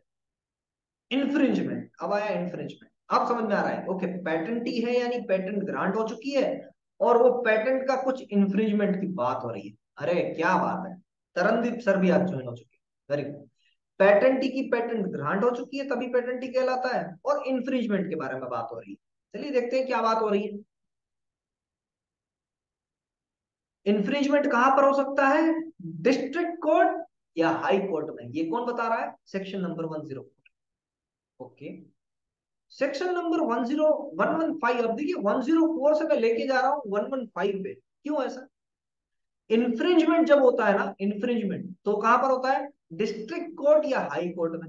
अब हाई कोर्ट के जज शायद इतने कैपेबल ना भी हो कि वो पैटेंट को समझ पाए, वो पैटेंट की जो साइंटिफिक टर्मिनोलॉजी वो समझ पाए। तो वहां पर क्या करते हैं, वो साइंटिफिक एडवाइजर हायर करते हैं उस केस को सोल्व करने के लिए। कौन? हाई कोर्ट के या डिस्ट्रिक्ट कोर्ट के जज एक साइंटिफिक एडवाइजर को हायर करते हैं। उसे ही कहा जाता है साइंटिफिक एडवाइजर, सेक्शन नंबर 115 से। तो यही उसका कनेक्शन था, इसलिए साथ में रखा। ओके, अब 104 पे वापस आते हैं। 104 में लिखा हुआ है residence oblique business place of plaintiff और इंफ्रिंजमेंट प्लेस। अब एक नया वर्ड आ रहा है, प्लेंटिफ। क्या है ये वर्ड पता है? प्लेंटिफ किसको कहा जाता है? कोई कोर्ट से काम कर रहा हो, मनन सर आए हो आज? मनन सर आज शायद नहीं आए। कोई किसी को बताओ शायद प्लेंटिफ उसका क्या है? Working geographical area. प्लेंटिफ किसे कहा जाता है? प्लेंटिफ। जो केस करता है वो प्लेंटिफ है और दूसरा हाँ, डिफेंडेंट है। डेफिनेटली। अगर यहां पर किसने केस किया है, चलिए ये बताइए मैडम, तो फिर गीताली मैडम। बस इतना ही याद है। Sir sorry to infringement stop you but then section 104 तो जुडिस्ट्रिक्शन है। किसका ज्यूरिसडिक्शन? हाँ तो हुआ ना मैडम, ज्यूरिसडिक्शन कौन सा है? आएगा आएगा, टेंशन मत लीजिए, वही होगा मैडम। फिर पहले आप ये समझिए कि ये जो लिखा हुआ है उसको समझ लीजिए, आंसर आपको मिल जाएगा। Don't worry about it. Okay sir. मगर ये बताइए कि प्लेंटिफ को आप समझे, what is plaintiff? The applicant itself is a plaintiff. क्यों? क्योंकि ये एप्लीकेंट नहीं मैडम, अब क्या हो चुके हैं वो? Patentee. हाँ, क्यों? क्योंकि उनकी पेटेंट ग्रांट हो चुकी है और उनकी पेटेंटेड प्रोडक्ट को कोई और यूज कर रहा है, कोई और यूज कर रहा है। तो क्या कर सकता है पेटेंटी? इंफ्रिंजमेंट सूट कर सकता है। कहां पर? डिस्ट्रिक्ट कोर्ट में, हाई कोर्ट में। करेक्ट, इतनी चीजें समझ में आई? जी सर। ओके, अब प्लेंटिफ यानी पेटेंटी, यहां पर कौन केस कर रहा है? पेटेंटी। पेटेंटी केस कर रहा है, इसलिए प्लेंटिफ कौन है? पेटेंटी है। तो पेटेंटी कहां पर, यानी कोई डिस्ट्रिक्ट कोर्ट तो बहुत जगह पर हो सकती है, हाई कोर्ट भी बहुत सारे स्टेट में हो सकती है। तो कहां पर वो इंफ्रिंजमेंट सूट करेगा? Residence and business place of plaintiff. मैं अगर प्लेंटिफ हूं, मैंने केस करना है, मुझे केस करना है, तो मेरे रेसिडेंस पे या मेरे बिजनेस प्लेस पे होगा। देखिए यहां पर वर्ड प्लेंटिफ पे बहुत ध्यान दीजिएगा। मैंने केस किया है तो, मैं प्लेंटिफ हूं तो। Is it okay? समझ में आ रही है बात? जी सर। परफेक्ट, चलिए बाकी के लोग भी, यस कोई सर। तो आंसर यस सर। जी जी।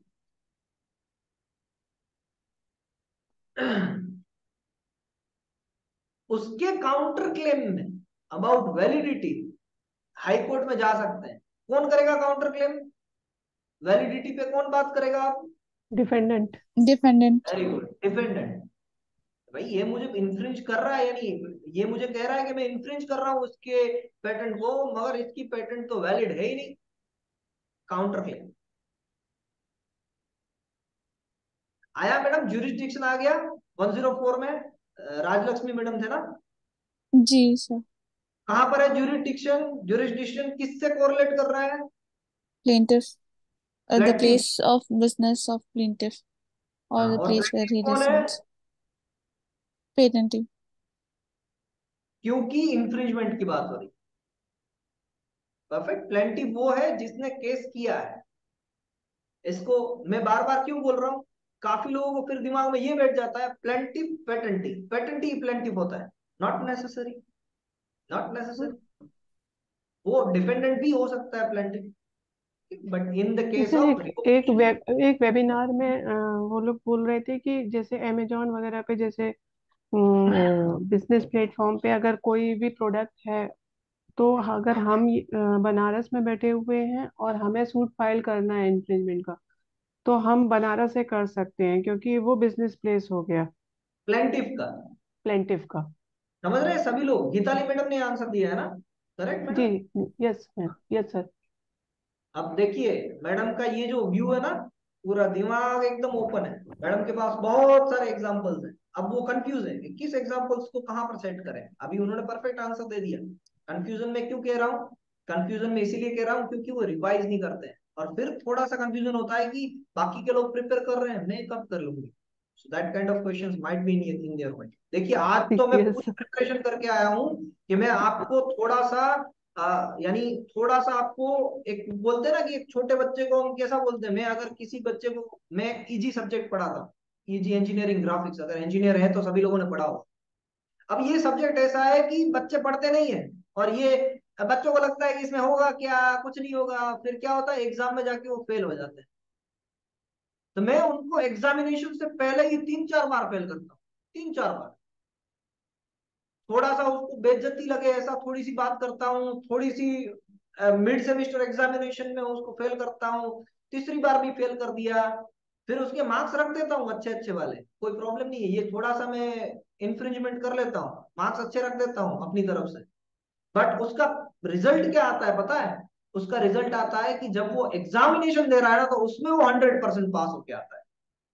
इतनी बेइज्जती सहन करने के बाद अगर उनको थोड़ा सा भी दिल में लग गया ना कि सर ने ये जो बोला है ये मजा नहीं आ रहा है, ऐसा नहीं बोलना चाहिए था सर, बस ऐसा लगना चाहिए, मैं ऐसा सामने से बोल रहा हूँ, अगर आपको ऐसा नहीं लग रहा है ना तो गलत बात है। आपको लगना चाहिए कि मैंने ऐसा बोल कैसे दिया। आपको प्रिपरेशन करके आनी है सामने से।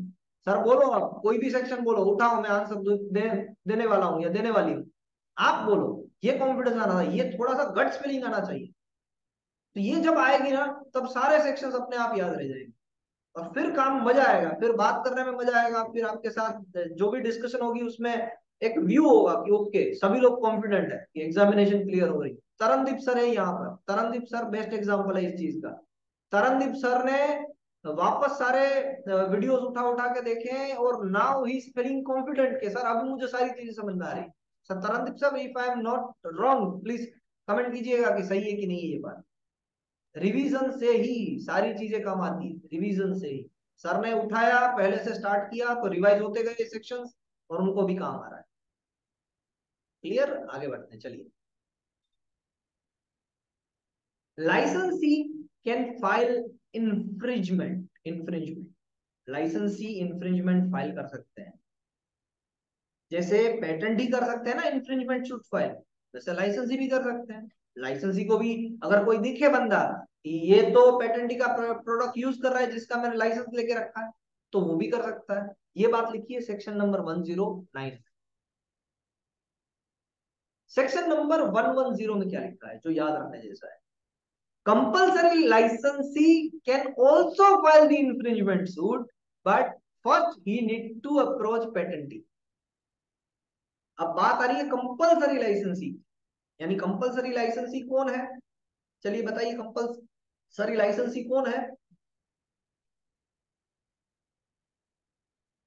कोई तो रिवाइज कीजिए। सेक्शन नंबर 84, सारंग सर हाँ प्लीज। हाँ कौन गीताली है मैडम। मतलब हाँ। क्वेश्चन क्लियर नहीं है because he is a compulsory licensee, so in a sense he has the like rights of patentee, अगर ऐसा बोल सकते। नहीं नहीं if नहीं नहीं, देखिए 104 से कोरिलेट कीजिए। 104 में हमने क्या डिस्कस किया कि patentee पेटेंटी इंफ्रिंजमेंट सूट कहां पर करेगा? अगर वो प्लेंटिफ है तो उसके बिजनेस प्लेस पे या रेसिडेंस प्लेस पे करेगा। हम्म ये हो हम्म गया। फिर हम आए 109 पे। 109 पे हमने क्या बात की कि लाइसेंसी भी ये इंफ्रिंजमेंट सूट कर सकता है, सिर्फ पेटेंट ही नहीं, हम्म लाइसेंसी भी कर सकता है। तो वो हम्म तो सिंपल सी बात होगी कि हाँ कर सकते हैं। मगर क्या कंपलसरी लाइसेंसी भी वो पेटेंट शूट कर सकता है, इंफ्रिंजमेंट शूट कर सकता है? तो yes कहते हैं हाँ कर सकता है, कंपलसरी लाइसेंसी भी कर सकता है, बट पहले उसको बात करनी पड़ेगी पेटेंटी के patentee साथ। हाँ, अब ये तो मैं कहूंगा कि क्यों बात करनी पड़ेगी, क्यों बात करनी पड़ेगी, मगर उससे पहले मुझे आंसर चाहिए कि कंपलसरी लाइसेंसी है कौन। सर अगर So कोई पेटेंट होल्डर जिसके पास पेटेंट है और वो उसका पेटेंट इंडिया में वर्क नहीं कर रहा है, या जो पब्लिक इंटरेस्ट में जो उसको प्रोडक्ट जिस स्केल पे करना पहुंचाना चाहिए up to the desired extent वो नहीं कर पा रहा है, या फिर वो सिर्फ इम्पोर्ट कर रहा है, तो उस केस में गवर्नमेंट किसी पर्सन को स्पेशल राइट्स देती है, कंपल्सरी कब? लाइसेंस देती है after 3 years of the grant. After 3 years from the grant and 6 months end of 6 months months of up successfully to approach by the patent attempt, unsuccessful attempt, 6 months। Unsuccessful attempt. By license holder. जी, तो compulsory licence जिसको मिलता है उसका meaning हो गया कि पेटेंटी के साथ तो उसका 36 का आंकड़ा है। ये तो बात मान रहे हैं ना? हाँ। तो वही मेरे माइंड में देखिए, क्वेश्चन आया था सर कि वो बात कैसे करेगा फिर पेटेंटी से अभी। हाँ एग्जैक्टली, अब वो आंसर आएगा। यानी मुझे यहाँ पर ही लाना था आपको कि पेटेंटी के साथ तो कंपलसरी लाइसेंस होल्डर का 36 का आंकड़ा है। फिर भी देखो ऐसे कंपलसरी लाइसेंस अभी अभी उसके पास है तो कोई और पर्सन को वो रोक सकता है कि भाई आप मत इसको यूज कीजिए, मेरे पास but compulsory license, but I am infringement के राइट नाउ दी केसेस में, कंपलसरी लाइसेंस। हाँ जी, सॉरी, इन्फ्रिंजमेंट के केसेस में वो 36 का आंकड़ा नहीं रहेगा ना, because then both of them हाँ are at the in the same boat, तो दोनों रहेगा थर्ड पार्टी को सर। रोकने की कोशिश करेंगे ना इन केसेस में। अब देखिए सर, अब देखिए रहेगा, अब देखिए रहेगा कैसे रहेगा, मैं समझाता हूँ आपको। अभी देखिए सारंग सर ने क्वेश्चन किया कि सर ये नहीं रहेगा, अब उनको समझाते हैं कि क्यों रहेगा।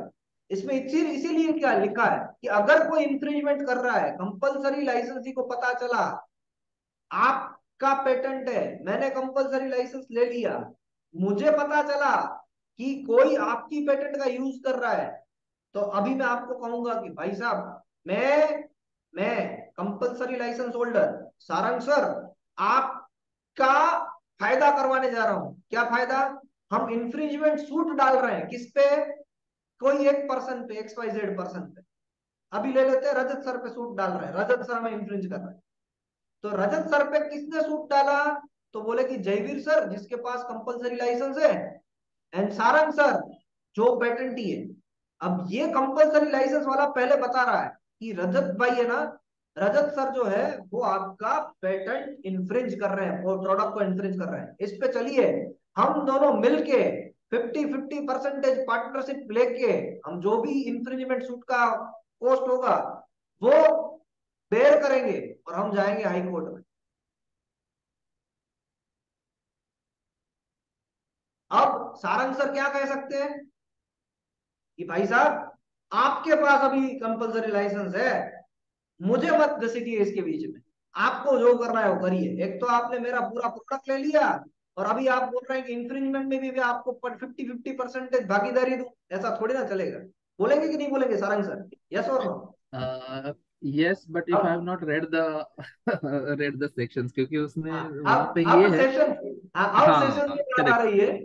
सर अभी सर इतना ही लीजिए ना सर, आगे आगे की बात मत कीजिए। अभी सर इतना पड़ा है तो इसमें तो आप करेंगे ना डिस्प्यूट कि हाँ फिफ्टी इसीलिए मैं बोला था परसेंट सेक्शंस के बाद कि इसमें मैं उसमें 36 का आंकड़ा इन केसेस में नहीं रहूंगा। हाँ दैट नहीं वाज सर, द अभी तक रीजन। जितना पढ़ा उसमें हाँ 36 का आंकड़ा है, हाँ बट ठीक अब है, 36 उसमें का आंकड़ा करेक्ट है। सोल्व हो जाएगा। अब सोल्व हो करेक्ट है। जाएगा। अब करेक्ट। देखिए ये केस सभी को समझ में आ गया, बाकी के सभी लोग ये चीजें समझ में आ रही है, हम्म। एकदम प्रैक्टिकल हम्म। बात है, कोई ऐसी Yes, हवा में sir. बातें नहीं है। जी हम्म। किसको नहीं समझ में आ रहा है? Any doubt? नहीं सर। नहीं है, okay. Rajalakshmi madam any doubt? No, sir. Very good. Geetali madam any doubt? No, sir. Okay perfect. चलिए बाकी के लोग कोई डाउट हो तो पूछिएगा। अगर ऐसा कोई केस हो गया जब कंपलसरी लाइसेंस किसी इन्फ्रिजर को ढूंढ के लाता है और वो बता रहा है पेटेंटी को कि भाई साहब ये इन्फ्रिंजर है, इस पे इन्फ्रिंजमेंट सूट डालना चाहिए। if patentee not joined if patentee not joined as plaintiff, case डालने के लिए वो केस में आने के लिए रेडी नहीं है, प्लेंटिफ के साथ जुड़ने के लिए रेडी नहीं है, then not liable for any cost unless participation.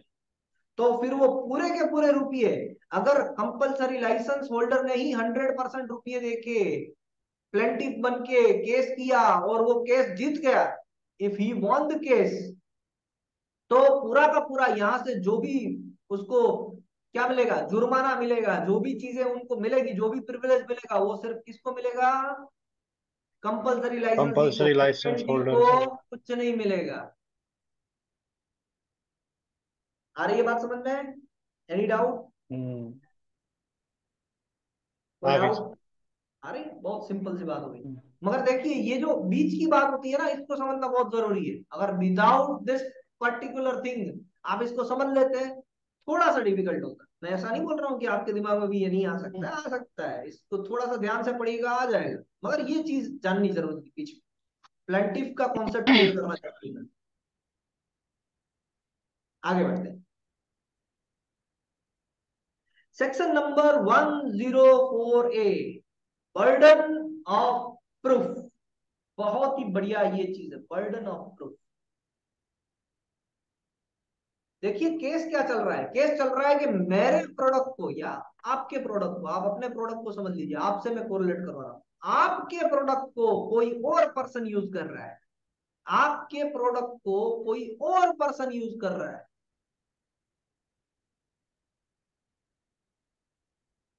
और आपने केस किया है उस पर्सन पे। किसने केस किया है? आपने किया है। You are the one, you are the one. तो उस केस में बर्डन ऑफ प्रूफ, प्रूफ किसको लाना होगा? खुद को। जिस पे इन्फ्रिंजमेंट हुआ है। ओके, यहां पर दो चीजें हैं, ध्यान से पढ़िएगा, आप ध्यान से पढ़िएगा। यहां पर इज ऑन प्लेंटिव, यानी पेटेंटी पे अगर इंफ्रिंजमेंट सूट है तो। But if process is unknown, देखिए अगर मैं प्रोडक्ट पेटेंट भी बना सकता हूं, तो प्रोडक्ट पेटेंट में तो मुझे ही लाना पड़ेगा प्रूफ कि देखिए ये मेरा एविडेंस है, हाई कोर्ट जी जरा देख लीजिए और इस पर्सन को रोकिए ऐसा काम करने से। हम्म। मगर अगर मेरी प्रोसेस पेटेंट है, समझ लीजिए कोई प्रोसेस है, कोई केमिकल रिएक्शन है जहां से मैं एक हम्म। दवाई बना रहा हूं, हम्म। और उस दवाई को कोई और कंपनी बना रही है। अब उस केस में हम्म। क्या होता है? ये प्रोसेस है, ये प्रोडक्ट नहीं है, प्रोसेस है। तो hmm. If process is unknown but product is identical, then defendant.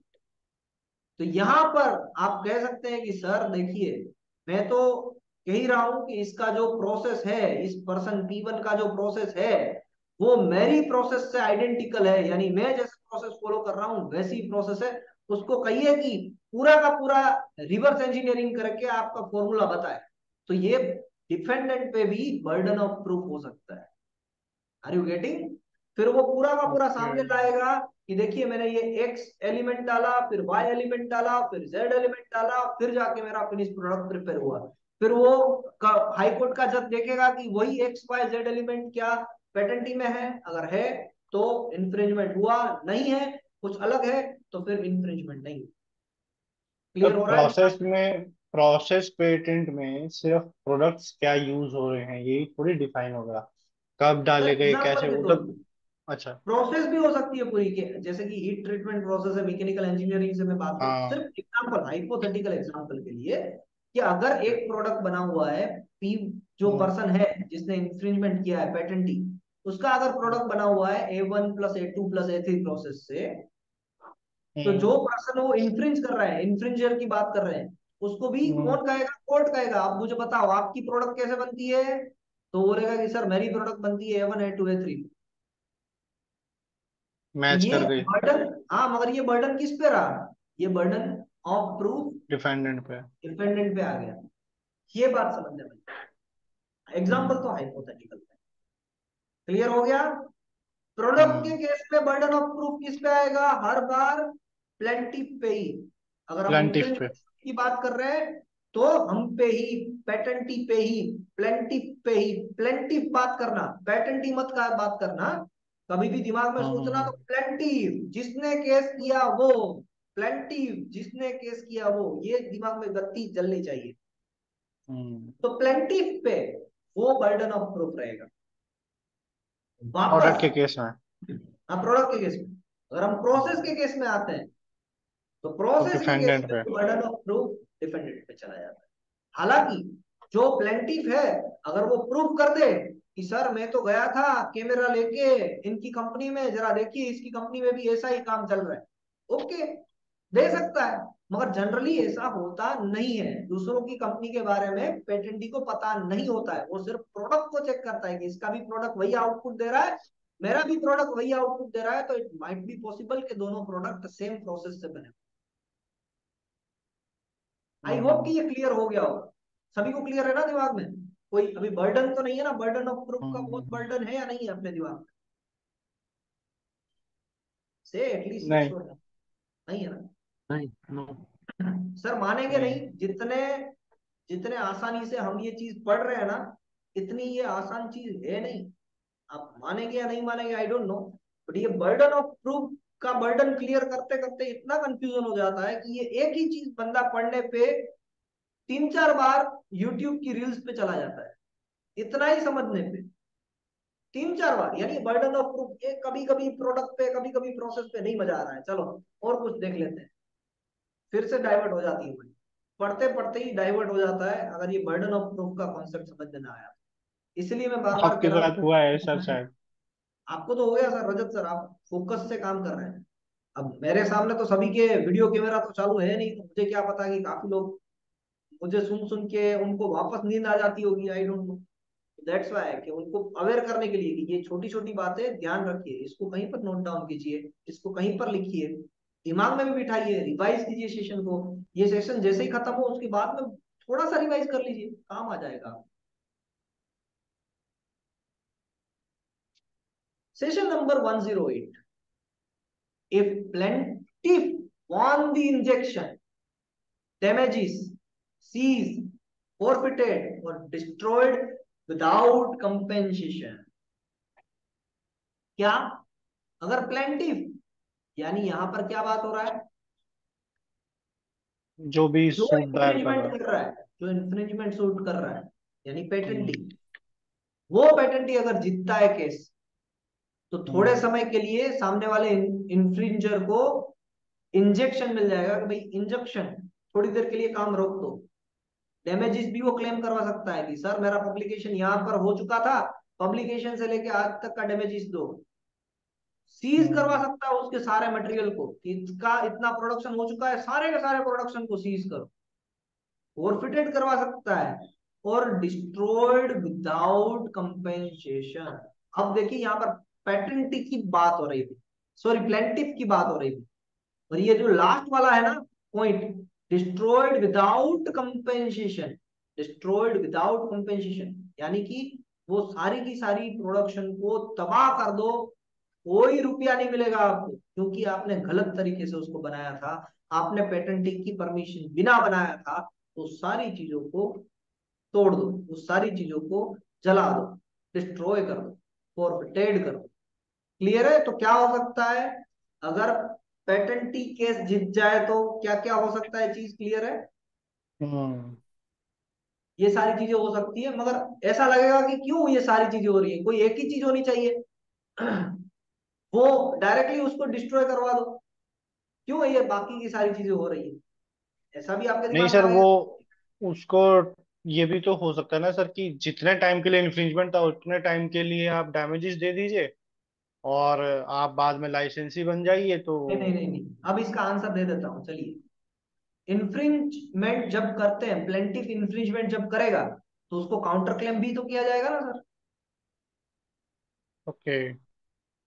तो सामने वाला पर्सन, अगर आपका पेटेंट है, मैं इन्फ्रिंजर हूं, आपने मुझ पे केस किया, तो मैं क्या करूंगा? सामने जाके केस करूंगा।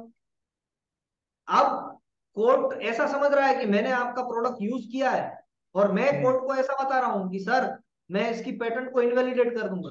मैं ऐसा नहीं कह रहा हूं कि मैं इसका पेटेंट यूज नहीं कर रहा हूं, समझ रहे हैं? मैं ऐसा ही कहूंगा, हम्म। मैं पेटेंट पे पेटेंटेड प्रोडक्ट ही यूज कर रहा हूं, बट सर मैं इनकी पेटेंट को इनवैलिडेट कर दूंगा।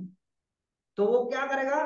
बोलेगा कि अच्छा बेटा ऐसी बात है, यानी कि तू यूज तो कर रहा है ना, पेटेंट ग्रांट है और तू यूज तो कर रहा है ना, ऐसा कर, थोड़े देर के लिए तू रुक जा, सीज कर ले इसके सारे माल को। ये बोल सकते हैं कौन? हाई कोर्ट के जज मुझे कह सकते हैं कि जबीर भाई आप रुक जाओ, रजत भाई का पहले इनवैलिडेट करो, फिर जाके काम करो, उससे पहले मत करो। आई बात समझ में? हम्म। हम्म। क्लियर? ओके। तो हर टाइप के क्वेश्चन के आंसर के लिए वहां पर आंसर है। अगर आप ऐसा कहेंगे कि हम यूज ही नहीं कर रहे हैं, तो पूरा बर्डन आप पे चला जाएगा। अगर प्रोडक्ट है तो बताओ कि ये यूज कैसे कर रहा है। ये बोलेंगे कि फोरफिटेड हम, मतलब क्या होता है? जी मैडम, फोरफिटेड मतलब क्या होता है सर? फोरफिटेड कर देना, उसको खत्म कर देना। फोरफिटेड उसका एग्जैक्ट आप गुजराती मीनिंग किसी को बताओ, हिंदी मीनिंग तो बताइए फोरफिटेड का।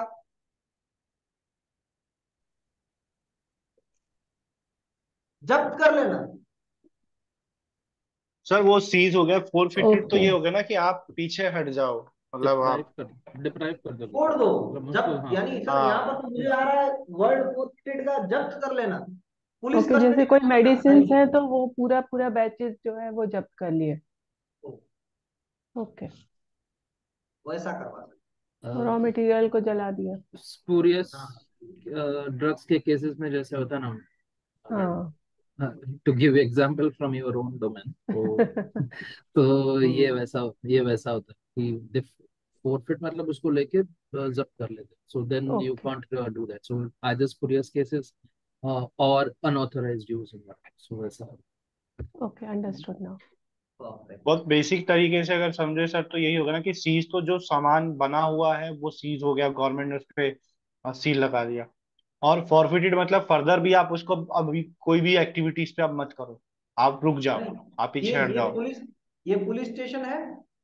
हम्म। ये वो जगह है जहां पर इंफ्रिंजमेंट हो रही थी, ये प्लेस है। हम्म। समझ लीजिए एल करके जो प्लेस है। हम्म। अब इस प्लेस को अगर ताला लगा दे पुलिस, तो उसे कहा जाएगा सीज कर लिया पुलिस ने, इतनी जगह को।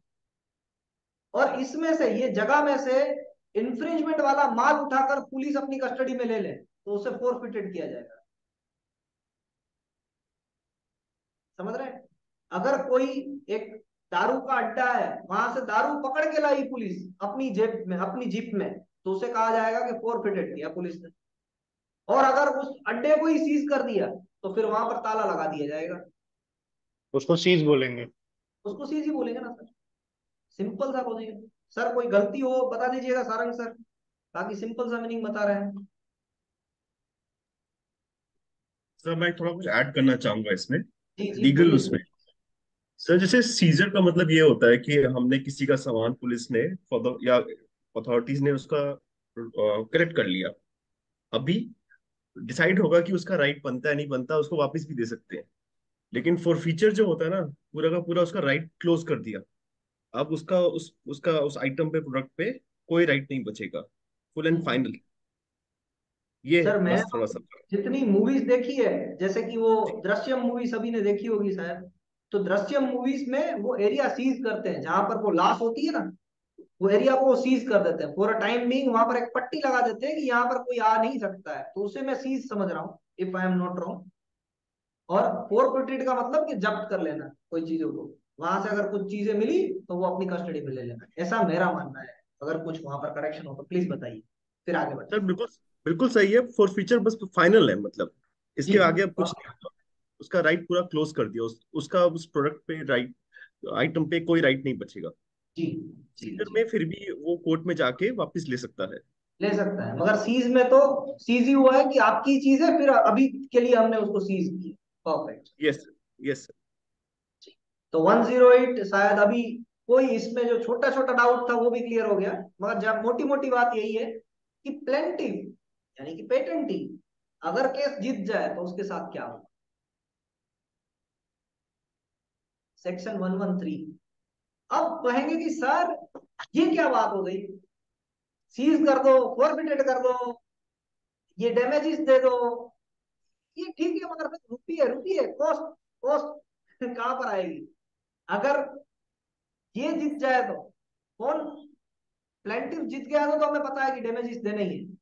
मगर अगर ये बंदा जीत गया तो, जिसने काउंटर क्लेम किया है, तो उसका भी प्रोविजन है, उसका भी cost of revocation suit can be claim, वो भी क्लेम कर सकते हैं कि इस पर्सन ने तो क्या किया होगा, इस पर्सन ने तो रिवोकेशन के लिए बात की होगी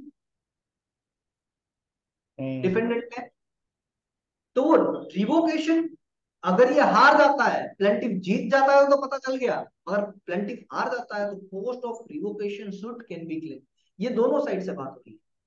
प्लेंटिफ भी कर सकता है क्योंकि उसको भी रिवोकेशन केस चलाना होगा, तो अगर वो जीत जाता है तो कॉस्ट ऑफ रिवोकेशन वो भी डाल सकता है, और अगर डिफेंडेंट की बात करें तो डिफेंडेंट भी डाल सकता है। मगर किस किस केस में उसको कॉस्ट नहीं मिलेगी, किसको पेटेंटी को कॉस्ट नहीं मिलेगी, वो अब देख लेते हैं कि रिवोकेशन का कौन से पार्ट में कौन से समय पे रिवोकेशन सूट का क्लेम नहीं दिया जाएगा, कंपेंसेशन नहीं दिया जाएगा, उस पर बात कर लेते हैं। Number 1, damages not grant to defendant if patent number is not specified on product brochure। ये पहली कंडीशन। अच्छा चलो, बहुत बहुत बढ़िया। देखिए क्या लिखा हुआ है, damages not granted to मैं ये defendant। कह रहा हूँ कि यहां पर डिफेंडेंट कौन है? 111। जी बोलिए बोलिए, कौन कुछ कह रहे थे प्लीज? किसी और के साथ बात कर रहे थे? कोई बात नहीं, चलिए बताइए रजत सर, 111 में डिफेंडेंट कौन है? सर जो पेटेंटी होल्डर या फिर जो पहले प्लांटिफ था, वेरी गुड। क्यों क्यों वो डिफेंडेंट है? क्योंकि अब उस पे काउंटर क्लेम आ गया ना। क्या बात है सर, क्या बात है, बढ़िया सर, बढ़िया, वेरी गुड। तो अब उस पे काउंटर क्लेम आ रहा है, इसलिए वो डिफेंडेंट बन गया। कौन? पेटेंट डिफेंडेंट बन गया। ये बात सभी को समझ में आ रही है? हम सब दे दीजिए। तो वो डिफेंडेंट है मगर उसको डैमेजेस नहीं मिलेंगे, वो जीत भी जाए तो भी उसको डैमेजेस नहीं मिलेंगे अगर उसका पेटेंट नंबर, जो भी उसका प्रोडक्ट है, is not specified on product और ब्रोशर। अगर उसका पेटेंट नंबर अगर नहीं लिखा है तो, यानी उस सामने वाले को पता ही नहीं था कि मैं जो यूज कर रहा हूँ वो पेटेंटेड प्रोडक्ट है, तो फिर कहां से डैमेजेस क्लेम करें? ओके, दूसरी चीज लैप्स पीरियड, यानी रिन्यूअल फीस कुछ जमा करने की बाकी रहेगी हो, उस पीरियड के लिए भी क्या नहीं मिलेगा? नहीं मिलेगा हमें डैमेजेस, पेटेंटी को डैमेजेस नहीं मिलेंगे। अगर कहीं पर अमेंडेड किए गए हो, अमेंडमेंट्स, और जितने पीरियड्स तक अमेंडमेंट्स किए गए, यानी जब भी अमेंडमेंट किया गया है, जिसके बाद भी अमेंडमेंट किया गया है, वो पीरियड में अगर वो क्लेम आ रहा है, अमेंडमेंट में वो क्लेम आ रहा है जिससे इंफ्रिंज हो रहा है, तो उस समय के बाद से, जब अमेंडमेंट किया गया है, तब से डैमेजेस नहीं मिलेंगे। Is that clear? Any doubt? क्या बात है, सारंग सर ने थम्स अप दे दिया। यानी सारंग सर, वो उनके दिमाग में था कि ये चीज थोड़ा सा डिफिकल्ट आएगा सभी को समझने में, और ये क्लियर हो जाए तो पढ़ने में आसानी रहेगी। Thank you sir for that purpose. So ये समझ में आ रहा है, पेटेंट का नंबर अगर ब्रोशर पे नहीं लिखा है तो डैमेजेस क्लेम मत करना। दूसरा, लैप्स पीरियड हो जाए जब पेटेंट का रिन्यूअल फीस ना पे किया हो, तो कोई डैमेजेस नहीं मिलेंगे। अमेंडमेंट जब कर रहे हो, सपोज किसी ने काउंटर क्लेम किया, क्लेम वैलिड भी इनवैलिड हो गया, इनवैलिड हो गया, इनवैलिड हो गया, तो अमेंडमेंट आया, अमेंडमेंट करके आपने उसको इनवैलिड किया, इनवैलिड हो गया, तो वो क्लेम निकल जाएगा। क्लेम निकलने के बाद वापस पेटेंट आ रही है, तो जब तक के लिए वो क्लेम था तब तक के लिए डैमेजेस नहीं था, तो फिर वो डैमेजेस भी आपके साथ चले गए। अब आज के टॉपिक का last and full final section, section number 114। अगर आपकी पेटेंट में 4 क्लेम थे, 4 क्लेम्स थे, और उसमें से 3 इनवैलिडेट हो चुके हैं, टोटल क्लेम कितने थे? 4। एग्जाम्पल के तौर पे, हाइपोथेटिकल एग्जाम्पल है, 4 थे, उसमें से 3 क्लेम इनवैलिडेट हो गए, तो अब फोर्थ की भी प्रोबेबिलिटी क्या है कि वो इनवैलिडेट होगी या नहीं होगी? चलो सभी लोग चैट सेक्शन में आंसर दीजिए कि फोर्थ की भी प्रोबेबिलिटी कितनी है, हाई या लो, कि वो भी इनवैलिडेट हो जाएगा। 4 में से 3 तो हो गए, तो फोर्थ भी क्या हो जाएगा? इनवैलिडेट हो जाएगा। उसकी प्रोबेबिलिटी कितनी है, हाई और लो?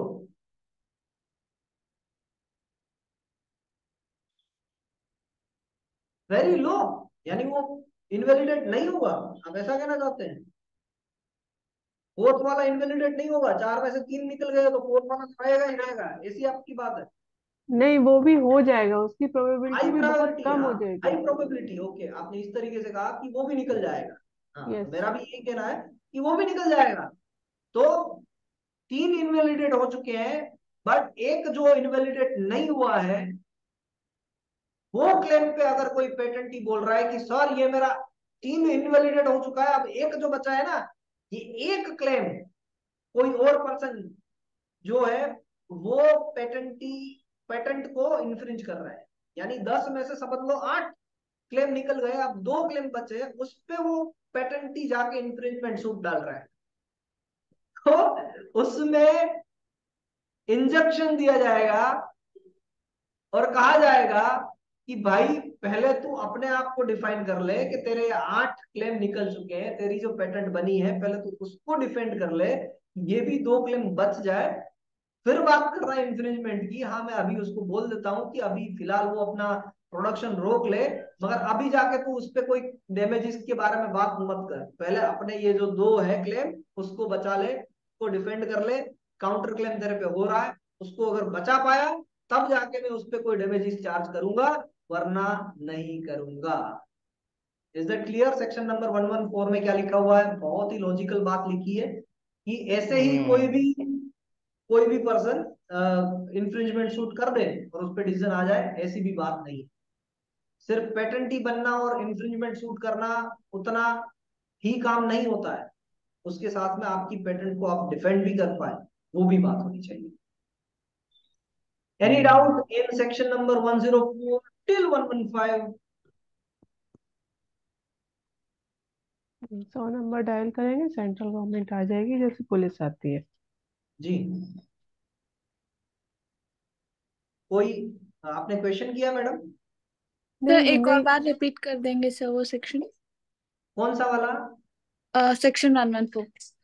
114 सेक्शन नंबर 114 कह रहा है मैडम, कोई किसने क्वेश्चन किया? शायद राजलक्ष्मी मैडम का आवाज था, जी जी करेक्ट? सर, जी जी सर। राजलक्ष्मी मैडम, जो अगर आपकी पेटेंट है, आपने 10 क्लेम फाइल किए थे पेटेंट में, अब वो 10 में से आपके 8 क्लेम इनवैलिडेट हो चुके हैं, मैं इन्फ्रिंज कर रहा हूं आपको, मैंने इनवैलिडेट किया, अभी अभी आपको इनवैलिडेट कर रहा हूँ, काउंटर क्लेम कर रहा हूँ, तो आपके 10 में से मैंने 8 क्लेम को निकाल दिया, करेक्ट?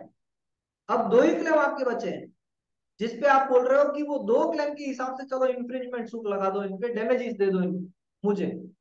तो कोर्ट आपको कहेगा कि अभी उनको डैमेजेस नहीं दे रहे हैं, अभी थोड़ी देर के लिए उनको कह रहे हैं कि आप भी स्टॉप करो अपना प्रोडक्शन, रोको, मुझे कह रहे हैं, मगर सामने मेरे पास प्रिविलेज है कि मुझे वो टाइम दे रहे हैं कि वो जो 10 में से 8 जो आप निकाल दिए ना, आप 2 भी निकाल दो, और आपको कह रहे हैं कि आपके 8 निकल चुके हैं, तो आप 2 के लिए किसी के पास से डैमेजेस क्लेम नहीं करवा सकते हो, तो थोड़ा सा टाइम आपको रखना पड़ेगा। ये बातें हो रही है किसमें? 114 में, कि अगर आपका प्रूव हो जाता है कि आपके लास्ट 2 वाले जो क्लेम है वो इनवैलिडेट नहीं हो रहे हैं, तो फिर आप डैमेजेस क्लेम करने के लिए जा सकते हो। और अगर वो प्रूव होता है कि मैं 2 क्लेम को इनवैलिडेट करवा सकता हूं एट अ टाइम, तो फिर गया बात, तो फिर आपके पास से कुछ राइट नहीं है, आपकी पेटेंट ही हो गई। आप समझ रहे हैं पेटेंट में प्रोसेस होती है ना मैडम, आपके 10 क्लेम है, तो मैं अगर इनवैलिडेट कर रहा हूं तो मुझे हर एक क्लेम को इनवैलिडेट करना होगा ना राजलक्ष्मी मैम, अगर आप समझ रहे हैं मेरी बात को। जी सर। पहली बार सुनवाई हुई, कुछ 1-2 क्लेम इनवैलिडेट हुए, दूसरी बार सुनवाई हुई और 1-2 क्लेम इनवैलिडेट हुए, तो वो बार बार चलता रहेगा ना। तो आप भी कहेंगे कि इसने तो मेरा पेटेंट का प्रोडक्ट यूज किया है, इसको डैमेजेस बोलो, मुझे रुपये देने के लिए बोलो, तो कोर्ट कहेगा कि आपके देखो कितने क्लेम्स इनवैलिडेट हो रहे हैं, तो इनवैलिडेट हो रहे हैं, तो फिर आप क्या करेंगे? इनवैलिडेट हो रहे हैं, इसी वजह से आप थोड़ा सा टाइम लीजिए, थोड़ा सा टाइम लीजिए कि आपके क्लेम को आप डिफेंड कर पाए, फिर जाके डैमेजेस क्लेम कीजिएगा। Is that clear? Okay sir, thank you sir. तो आशा करता हूं कि आप सभी लोगों को सेक्शन नंबर 115 तक सारी चीजें क्लियर होगी। कल वापस हम मिलेंगे 7 बजे सुबह, और कल हम 115 से आगे बढ़ेंगे। मेरा तो टारगेट रहेगा कि जितना 2 घंटे में अगर 163 तक हो जाए तो हो जाए, और जैसे ही अगर 163 खत्म हुए, या तो कल हो जाएंगे या तो फिर नेक्स्ट सैटरडे को हो जाएंगे। नेक्स्ट सैटरडे से हम 2013 2011 वो पेपर 1 को सोल्व करने की कोशिश करेंगे, 2013 2011, और साथ साथ में मैं आपको एक एक्सरसाइज भी दूंगा पेपर 2 से, वो आपको करनी रहेगी। क्यों मैंने 2013 पेपर उठाया है? क्योंकि 2013 से पहले यानी उसके बाद वाले पेपर उन सभी में आंसर की दी गई है पेटेंट एग्जामिनेशन पोर्टल पे। तो वो तो चीजें आपको करनी है। 2016, 18 एंड 22 ये सारे पेपर्स आपको करने हैं। बट 2013, 11 उसके आंसर मैं आपको प्रोवाइड कर दूंगा, तो वहां से आप उसको भी रिवाइज कर सकते हैं। 5 पेपर कर लिए बहुत होगा, 5 से ज्यादा भी हो सकते हैं, 5 से कम भी हो सकते, नहीं कम नहीं हो, 5 तो हमें करना ही करना है, इतना तो हम करेंगे। क्लियर? नेक्स्ट टारगेट भी क्लियर है। अब मुझे फटाक से चैट सेक्शन में लिख दीजिए कि आप कौन से टाइम पे Geetali madam, Suvidya ma'am and Rajalakshmi ma'am, आप किस टाइम पे आज रिवीजन करने वाले हो। मैं टाइम दे दूं आपको या आप टाइम अभी लिख रहे हो? चलो लिखो आप। तो आप ही दे दो सर। चलिए मेरा टाइम मैं आपको दे रहा हूं। आज रात को आप, आपका खाना पीना या सब कुछ खत्म हो गया, आप शायद 11 बजे तो सभी लोग बैठ सकते हैं, 11 PM किसी को भी इसमें, मैं ऐसा नहीं कह रहा हूं कि कोई भी टीम है, चाहे वो रजत सर की टीम है, चाहे वो सारंग सर की टीम है, या चाहे वो गीताली मैडम की टीम है, सभी लोगों को 11 बजे रात को जूम मीटिंग करो या फिर आप गूगल मीट करो, जैसे भी करो, मगर रात को 11 बजे आपको स्टार्ट कर देना है रिवीजन सभी का। 11 बजे से पहले, आज कुछ भी हो जाए, आज खाना जल्दी बना लेना। अगर 11 बजे तक खा रहे हो तो वैसे तो खाना नहीं चाहिए, अगर खा रहे हो तो खाना जल्दी बना लो और फिर रिवीजन करने के लिए बैठ जाओ। ये छोटे छोटे स्टेप्स हमें लेने पड़ेंगे। हर एक हफ्ते में अगर हमने 2 बार भी बैठ गए तो मैं गारंटी दे रहा हूं, क्योंकि आपका रिवीजन देखो, मैं 2 बार क्यों बोल रहा हूँ, बहुत लॉजिकल है। 2 बार बैठोगे, 3 3 लोग बैठ रहे हो, तो आपका रिवीजन कितनी बार हो रहा है? 6 बार हो रहा है। भले ही आपको 1 घंटा लगे, 1.5 घंटा लगे, कैसे रिवाइज करोगे?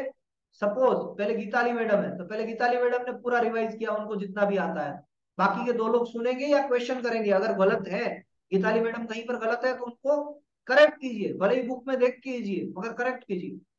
फिर सुविद्या मैडम की बारी आई, तो सुविद्या मैडम पूरा वापस वो भी फर्स्ट से स्टार्ट करेंगे, रिवाइज करेंगे सारी चीजों को, और Geetali madam and Rajalakshmi madam उनको करेक्ट करेंगे। फिर राजलक्ष्मी मैडम की बात आई, फिर राजलक्ष्मी मैडम क्या करेंगे, तीसरी बार वो खुद रिवाइज करेंगे और Geetali madam and Suvidya madam उनको करेक्ट करेंगे। Any doubt? No sir. तो भैया राजलक्ष्मी मैडम का आंसर आ गया, Geetali madam any doubt? No sir. Suvidya madam का भी आंसर आ गया। Rajat sir any doubt? No sir. Tarandeep sir any doubt? No sir. Okay.